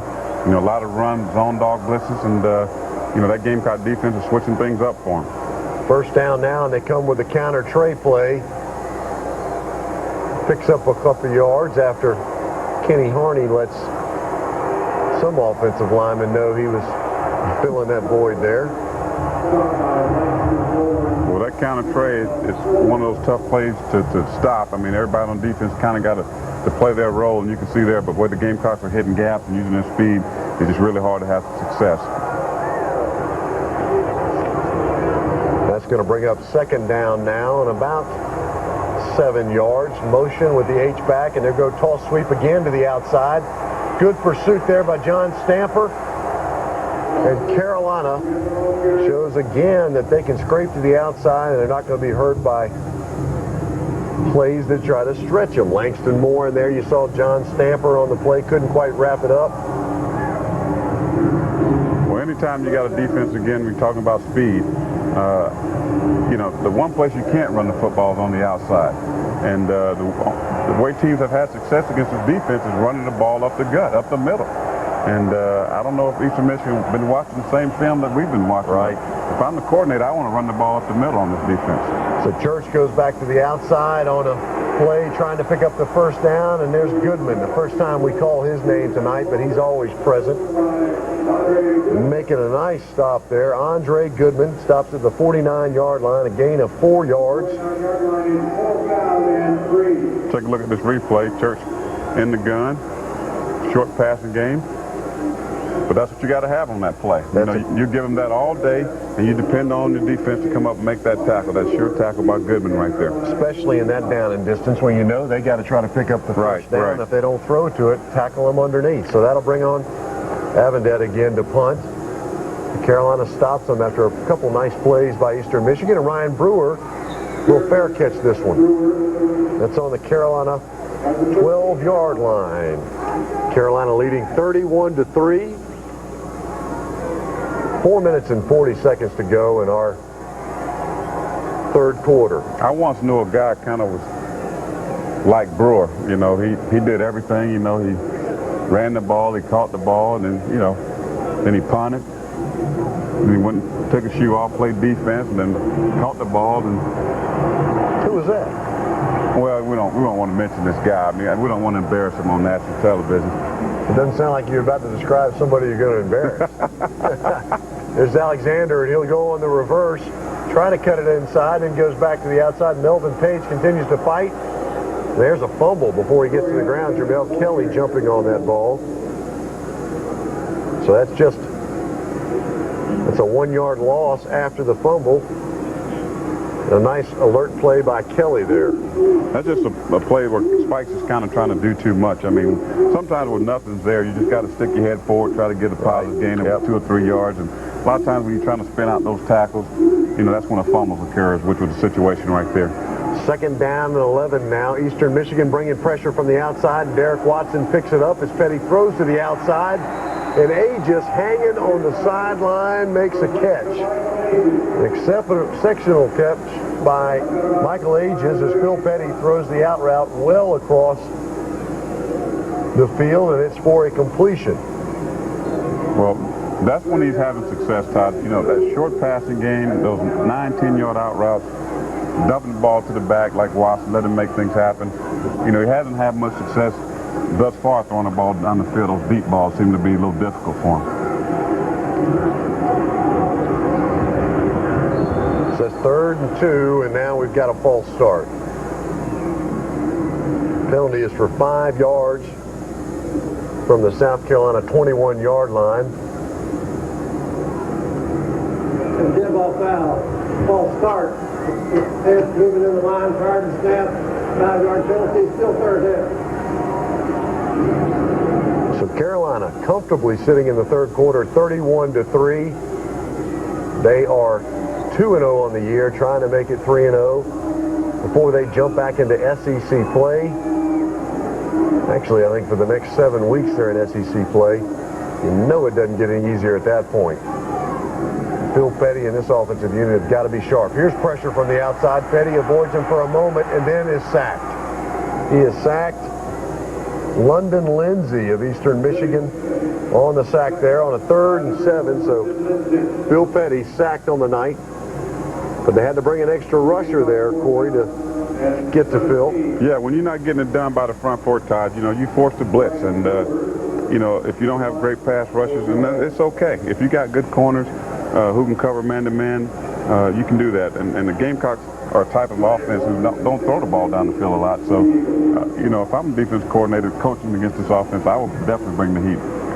How about Ryan Brewer, a second collegiate punt out of his end zone and gets a decent kick away, and good coverage by Ryan Elam of Carolina, as well as a host of other players down there. Well, Ryan got one thing on me. I never punted in a college football game, but I did kick. You did kick off. Yeah. I forgot about that. We used to bring your square-toed shoe out. Right. That's the guy you're talking about, aren't you? I am he. I love it. I had forgotten about that. Corey Miller, the kicker. Boy, those had to be in the dark days for us. Well, what happened? Did we have a bug or We had a good flu kicker. bug going around? Colin Mackey, but I mean, he didn't have a strong leg, you know. I just did the kickoff. I mean, he could kick a field goal. Corey, I had forgotten all about that. You were a very effective kicker. Well, Todd, we're getting old, so I mean, That's true. we forget things. It's okay. Oh, my. All right. Let's get back to Eastern Michigan now. He's trying to do something. His Church is still in the ball game. He's their all-conference player. He makes a nice throw to the outside there. It's going to pick up a first down. So Stevens on the catch there. Harney on the tackle. I mean, we were just talking about how they run through the football, and he's all over. He is all over. There's Coach Strong, of course, in the foreground, and then Chris Kosh, who also calls the signals in there as an exceptional linebacker coach, coordinator at Michigan State before coming here. So Eastern Michigan making a drive here, and they, speaking of which, they try to get the draw play up the middle. Shannon Wadley can't hold on, but there's Kenny Harney back in to make the stop. Kenny, the third leading tackler on this team coming into the ball game tonight, and I don't think he hurt his chances any with the play he's had. Not at all. It's just a draw play, and neither one of these linebackers are fooled. You know, this type of play, you want to get those linebackers to get some depth, and these guys don't move. And they read that play very well, and you can see they hit the hole. You look at the guards. Is that what you look at, Corey, when you're sitting there on the draw play and figure out whether they're Reading that guard through the back. Now here's Church going to the outside. He's pointing his receiver and throws a wobbly duck down in the end zone that's not even close. And that's Andre Goodman on the coverage there. Goodman almost getting another pick there. And we got a flag here. We have offside. Player with the neutral snap, 5-yard penalty, replay, second down.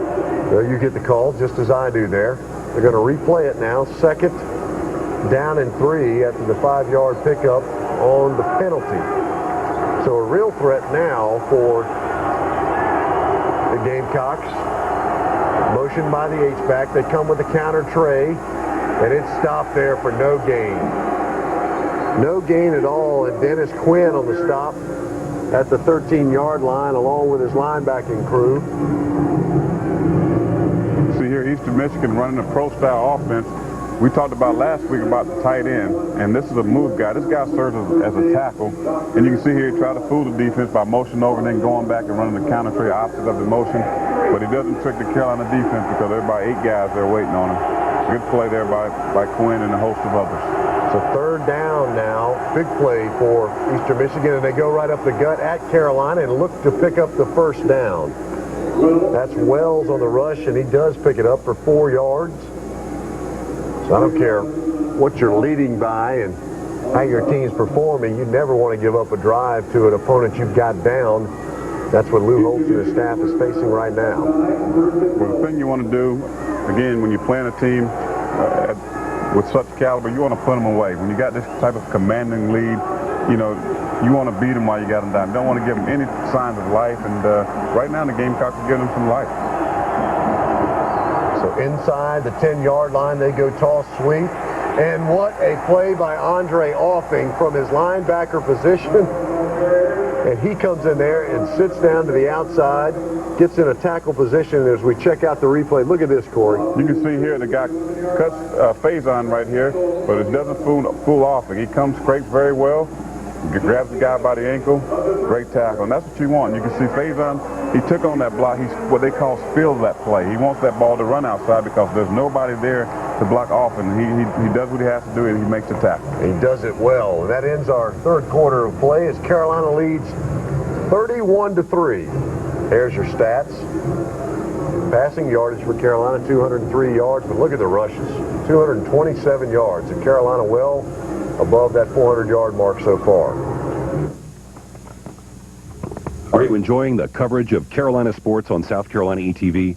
Give us a call. Show your support with a pledge to the ETV Endowment of South Carolina. 800-256-8535, 256-0222.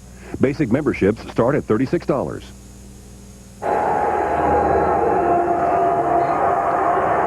Eastern Michigan getting a chance down here. 2nd and goal. 2 receivers to the left. Carolina with a 4-man front. And Church goes to the air and throws the slant route that's opened. Andre Offing, who was faking the blitz, tried to get out underneath that pass and wasn't there in time, but I believe that's Christian is quickly wrapped up by the Carolina defense, but not before a pickup of about 6 yards. Well, Offing just gets out of position by trying to dog, you know, the red dog, this blitz here, fool the offense. By being up in that line of scrimmage, he gets out of position and, you know, allows them to get a 6-yard gain. So Charlie Strong and his staff want them to hold tight here and bring more into the box, and here comes the pressure for Carolina, but Church goes to the outside, and it's incomplete. Just flat dropped. Eastern Michigan missing a golden opportunity there as they catch Carolina in the blitz. They roll into the outside, and they can't complete it to a wide-open receiver. Definitely a case of dropatitis right there. It wasn't the best of throws. I mean, that was a little behind him, a little difficult, but still, at this level, you got to make that catch. You know, Eastern Michigan missed out on a chance to get 7 points here. So now they set up for the Toller Starnes field goal. Just 22 yards.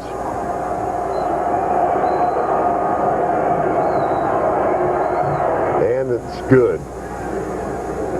So Eastern Michigan gets on the scoreboard here in the second half, and Carolina still leads this one 31-6. I would say Lou's pretty relaxed at this point. He hands in his pocket, just kind of chilling out, carousing them down the sidelines. Let me tell you something. That guy walks 1.5 miles on the sidelines, and I don't think he relaxes until about 7 hours after the ball game. His mind is working the whole time. So Starnes now will kick it off for Eastern Michigan.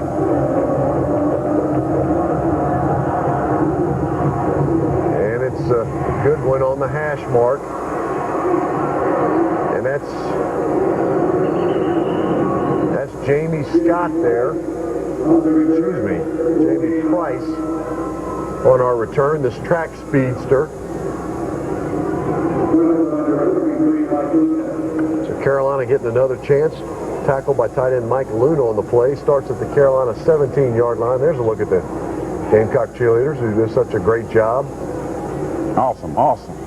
They've had that student section rocking the last 3 weeks. It's as good as I've seen in many years. So we're into our fourth quarter now as Carolina takes over. And Phil Petty's still in the ball game. He pump fakes and throws the ball down the right sideline. He's got Kelly, and Kelly's got the ball. Jamal Kelly leaps over the defender on the pump fake and makes a nice catch there. That's a gain of 37 yards for Jamal Kelly, who's wanting to make an impact from his strong side receiver position. Well, I guess I got to take that back. I just got finished saying how Petty couldn't throw the deep ball, and tell you that was a pretty nice throw and catch there by Jamal Kelly. Kelly, of course, was a leading receiver last year. We're 336 yards and 1 TD. Now we get a quick substitution, and Carlos Spikes is back in the ball game following Andrew Pinnock, who lays a block down, and Carlos tries to jump in, and that's kind of like trying to hop over a mountain. Of your tail back there. Look at the size difference between those two guys. I said it's about 60, 70 pounds at least. At least. Carlos Spikes. Shoot, they didn't even decide to do this from a permanent basis until Wednesday of this week. He's a 6 foot, 200-pound player from Tallahassee, Florida. He caught 2 passes against New Mexico State, rushed 3 times for 8 yards as a QB, and caught 2 passes. So he's really under some pressure now to perform, as apparently Coach Holtz and Skip Holtz are going with Carlos as our backup quarterback, as he's gotten some action in this ball game as well. We've yet to see Eric Kimry. Dondrell Pinkins, though, warms up in this ball game, not likely to play. Carlos Spikes getting the starts at this point. Excuse me, getting the reps in the second string position. And he'll try to take it again.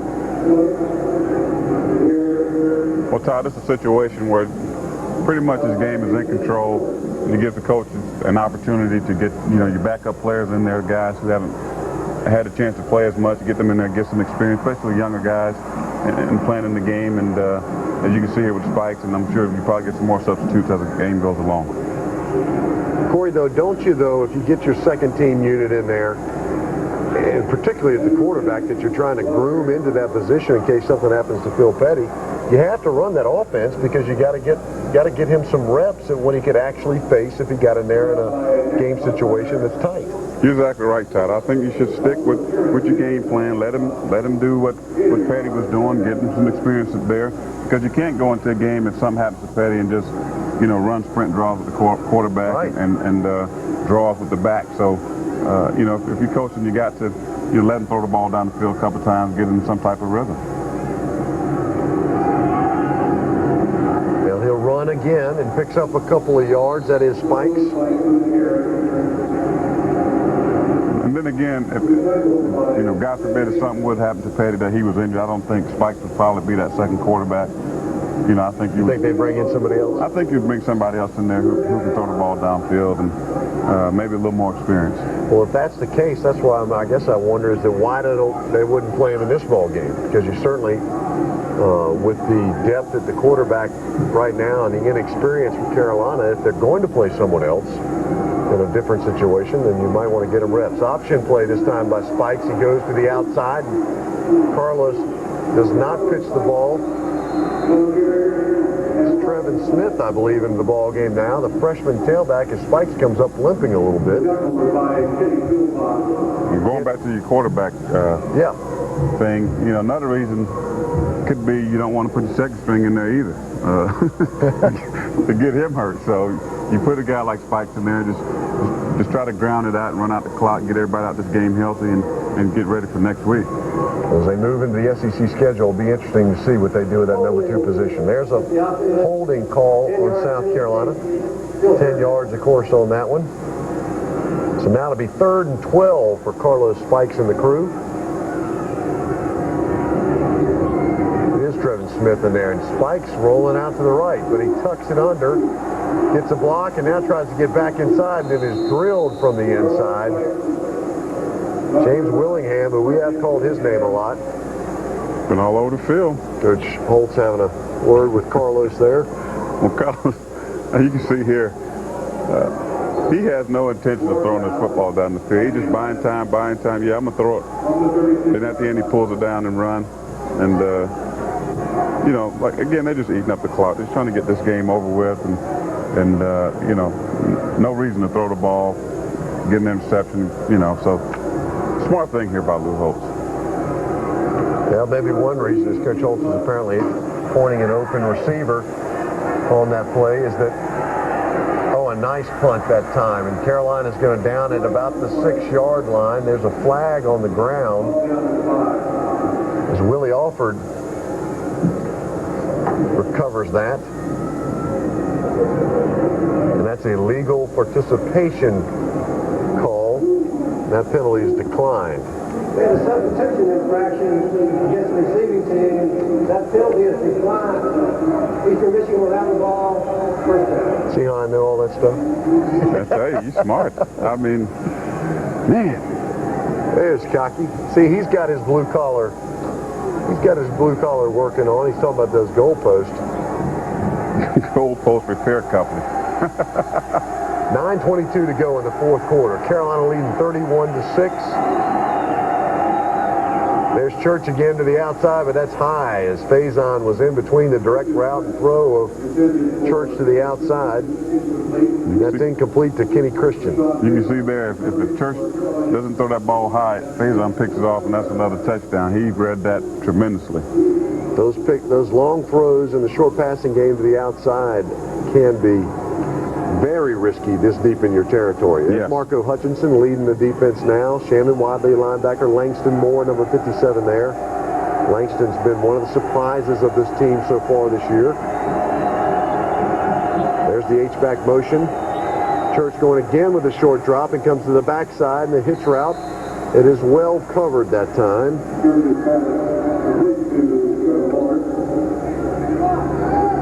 Sheldon Brown on the stop. That's just a gain of 2 yards. So you wonder now whether Eastern Michigan is kind of just pulling in the reins here, not to get their star quarterback hurt. They're all-conference player. They know they're down. Get back on the road. They hadn't really dropped him back in the last couple of series to risk a sack. Well, you know, you got to understand this team comes way down here to play. Oh, Gamecocks, we see somebody get just smacked in the face. Shannon Wadley. I tell you what, is that the body bag man again? Shannon lays it on Christian, who tries to roll back to the inside. That was on a 3rd and 8. Let me just revisit my point, Todd, if you don't mind. A team like this, you know, they come to play out of conference football team, and obviously a lot of times a team like this will come specifically for the money. So now they're down, really no chance to win this football game. You just want to go back with the guys healthy and get ready for your conference play. Right. You know, and they're happy they got a big payday out of this and some good experience. They got a beautiful evening of football. Derek Watson in there returning punts. They've been working Derek at that a little bit, but you don't expect to see him in this late in the game, and he makes a nice move and picks up some good yards there. So Derek Watson in the game with punt return. So I tell you, you got to be careful. You know, what comes to my mind now is when we used 2 years ago, never forget it, Jason Sehorn returning kicks, who's our best defensive back. And the first kickoff of the game, you know, he blows his knee out and we lose him for the season. So you got to be careful using your star player, especially in this type of game when the game's over. That's true. And when you've got guys who are capable of doing the job, but, you know, Derek has such explosive capability, you want to get him some work there. Now we got a new running back. How about a freshman, Trevin Smith there? 6 foot, 195 pounds from Monk's Corner. Played at Berkeley High School, coached by Jerry Brown. He's a Shrine Bowl player. 21 TDs. And Corey, they had one of the biggest fights. The coaching staff had one of the biggest fights over Trevin as to whether he'd play offense or defense. And I don't know how they won, but the offense got themselves a good player. Well, he is a good player. You can see here he's big and strong, and maybe one of the reasons you put him on offense because Harney and Wadley and Offing and, you know, a host of other guys who can play that position. Yeah. I don't know if he played the linebacker position, but he certainly could play strong safety or the outside linebacker position with Alford, but they've gotten good play from those players so far this year. That's right. But you can just see his power there, though. He skips through the hole and lowers that shoulder and get about 5-6 yard gain. So Spike's still in at quarterback, Smith in at the running back position. We'll try to check the receivers and offensive line for you in just a moment. Carlos Spike's in the pocket. But he's still not going to get this one off.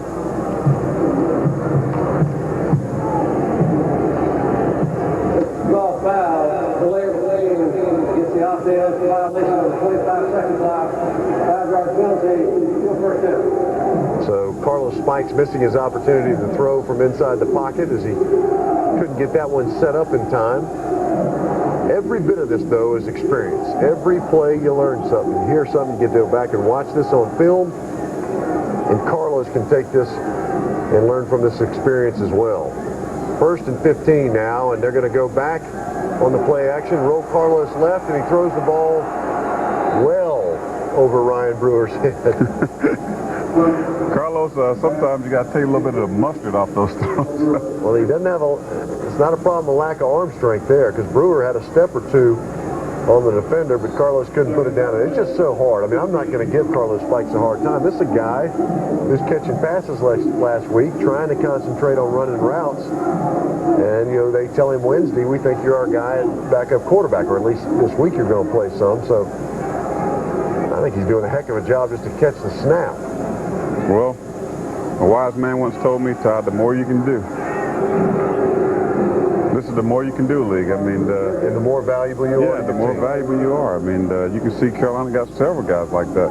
You know, Brewer, who can play up running back, play receiver, punt, return. You know, Watson, running back, return punts, and you know, these are guys who are valuable. So I think Lou Holtz is getting a look at guys at different positions.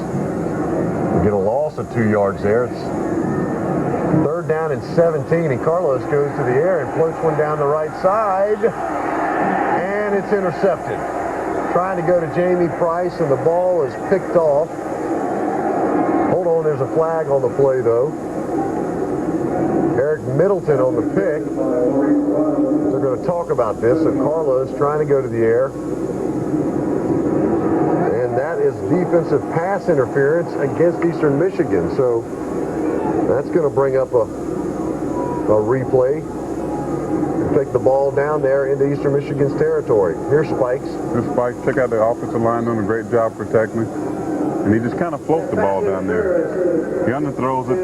15-yard penalty from the previous block. And gets the interception, but the Gamecocks are fortunate pass interference call on the play. Well, no hesitation that time from the official in throwing that. Here's Eric Kimbrey. Eric has played some before, and he's going to give the ball to Trevin Smith. Trevin making a nice move, then he's wrapped up to the outside. A nice play that time. Gary Stanford of Eastern Michigan on the stop, wrapping him up. Eastern Michigan looking a little tired and sore at this point. I think they're about ready to board up that plane and head back. But speaking of Eric Kimbrey, if I'm not mistaken, he was a Dutch Fork High School standout. Most certainly. Played for his dad out there. Set all kinds of records. Do it about every down. He's in the gun. Smith again. He's going to give to Smith again. He's wrapped up, though. Speaking of Kimbrey, he might have set all kind of records back there with his dad, but I had the great pleasure of spending some time with Ike. Ike and Ken Watson the other day dropped by the store, pick up the suit. Oh, is that right?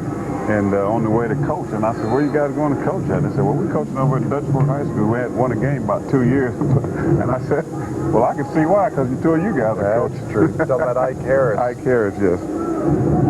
Let me tell you, Ike Harris played left tackle for me. Kept me safe a long time. So Kimbrey rolling left now. First chance to throw, and he throws to the outside. It's low, and Alexander cannot come up with it. So first attempt by Kimbrey is incomplete on a 3rd and 13. Well, you really can't blame Kimbrey. I mean, it's tough you've been over there standing on the sideline for probably a couple hours now, and then you go into the ball game and try to throw a pass after really not warming up. And that's tough to do. It really is. Especially in the middle of the series. He's not even getting a chance to come out now. So now, Reed Bethea will come on and attempt a 38-yard field goal. A little different velocity than Coach has been using. He gets a good foot into it. Man, it's good. Reed Bethea with a Good. 38-yard field goal. That'll be a nice confidence booster for him. I'm happy for the young man. I'll tell you, I've given him such a hard time, but, you know, that's a chance for Lou Holtz again. You know, the game is already in command. It's under control, 34-6. You can see there on the screen. Give him a chance to get some practice in the game time situation. You made the call. 34-6 after the Reed Bethea field goal, and Tyler Dean will come back on. About 4 minutes to go in this ball game. Eastern Michigan on the return, and they'll get nowhere. Cleveland Gary on the stop for Carolina. So Carolina well on its way of going 3-0 for the first time since 1990. For those of you who might be interested, and Carolina has not gone 4-0 since 1988. Carolina will have a chance to do that next week as they jump back into the SEC against the Mississippi State Bulldogs. 88. Who's the quarterback in 88? I had the fortunate to hold the position at that time. Oh my goodness. Who is that? Marco Hutchinson on the huge hit. Sliding up in the middle on the Eastern Michigan running back. That's what it's all about, folks. You can see here, it's just a counter OF tray play. And Hutchinson stays backside and really lays a lick on the running back there. I tell you, that's how you play defense. I can't say enough about this Gamecock defense. They got some guys who can just flat out play time. They really do. They run, they go to the ball, they're aggressive, they're coachable, everything that you want. And for that matter, they're young. We're going to have them around for a while. New quarterback now for Eastern Michigan, Troy Edwards, and he throws a nice comeback route to the outside there on a play-action pass. Edwards, a 6'2", 199-pound sophomore, completed 60% of his passes last year. 1 TD, 1 interception. So he's getting a little playing time on the road in a big stadium. They come back with a counter tray. Jeremy there to the outside. There'll be no doing on that, though. Donta Robinson on the play, another young defensive back for Carolina that Coach Holtz, Coach Strong, Coach Gudikins, everybody's counting on. You can see here, if you're playing backside linebacker against this counter tray play, your read is basically that guard. And if you read that guard every time, he's going to take you to the plays. You can see there in the replay, he pulls, you take and go, and stay backside of the football, and he does a great job there making the tackle. Lyman that time being a little too looping too much. You got to get upfield more. So here's Edwards rolling out as he gets pressured by Wadley, and he gets rid of the ball. And I would do so too if I saw 41 coming through with a potential sack.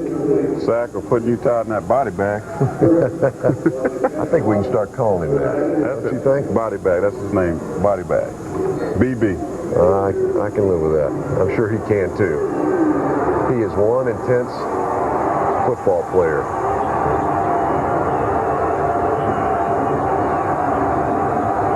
So 3rd and a long 10 for Eastern Michigan. H-back motion. They'll go play action. Edwards drops back and throws to the outside. It's complete, but that'll be short of the first down.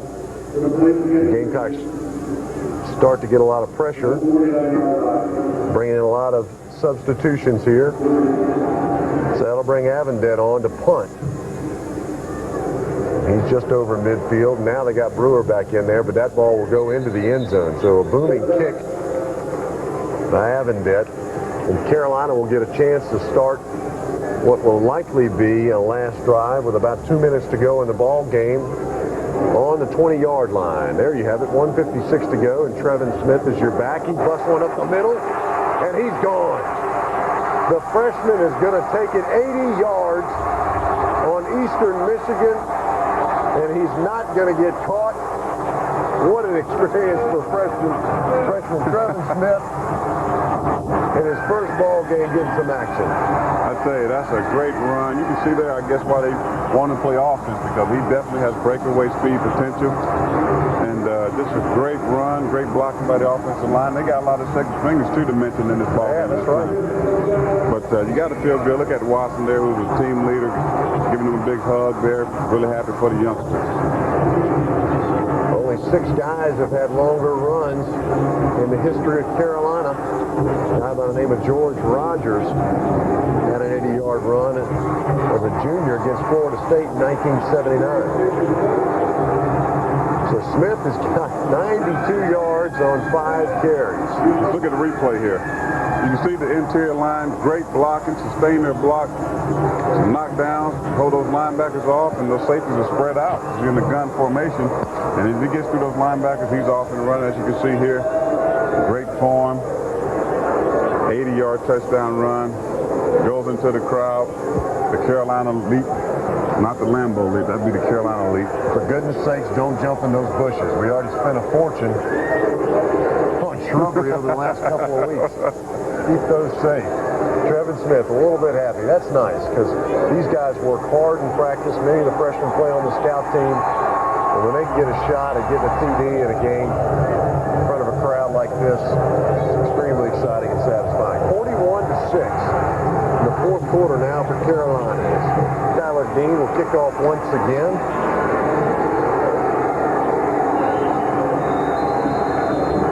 You know, Todd, it's just amazing. You know, when we first started this show, I don't think anybody would have predicted that Lou Holtz and the Gamecocks would be sitting here at 3-0.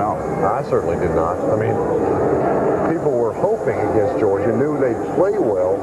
I don't know too many people that predicted a win there against the 9th-ranked team in the country with so many returners. So Eastern Michigan will try to close this one out. There's Coach Holtz.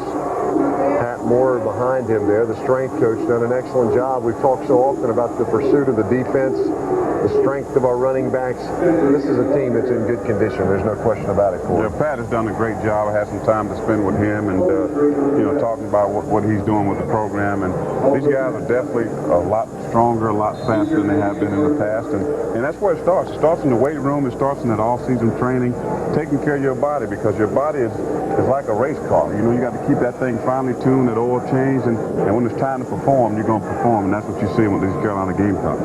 You've got to have some fuel left, and obviously Carolina did a good job during camp of not wasting these players. Throw to the outside by Edwards. It's complete to Christian, and he pays for the completion. Good pursuit back inside that time by Carolina. Every time, 6 or 7 guys around that football all night, and you know, I told my guys there at the market over there where we park at the RV place that I was going to give them a shout out. So I'm going to take about 2 seconds to say hi to Doc and all the guys Absolutely. over there who religiously come to support the Gamecocks each and every Saturday, no matter where they play. And I'm glad to be a part of that RV gang now over at the market. I know you're not eating. You're probably eating the whole tray up over there. There's no food left for those guys, is there? Well, you know me, Todd. I'm going to have my load of Krispy Kreme donuts delivered to the RV and my Zesto's chicken. You can put a hurting on it. You hold it well, though. So Carolina playing a lot of players now. This game winds down.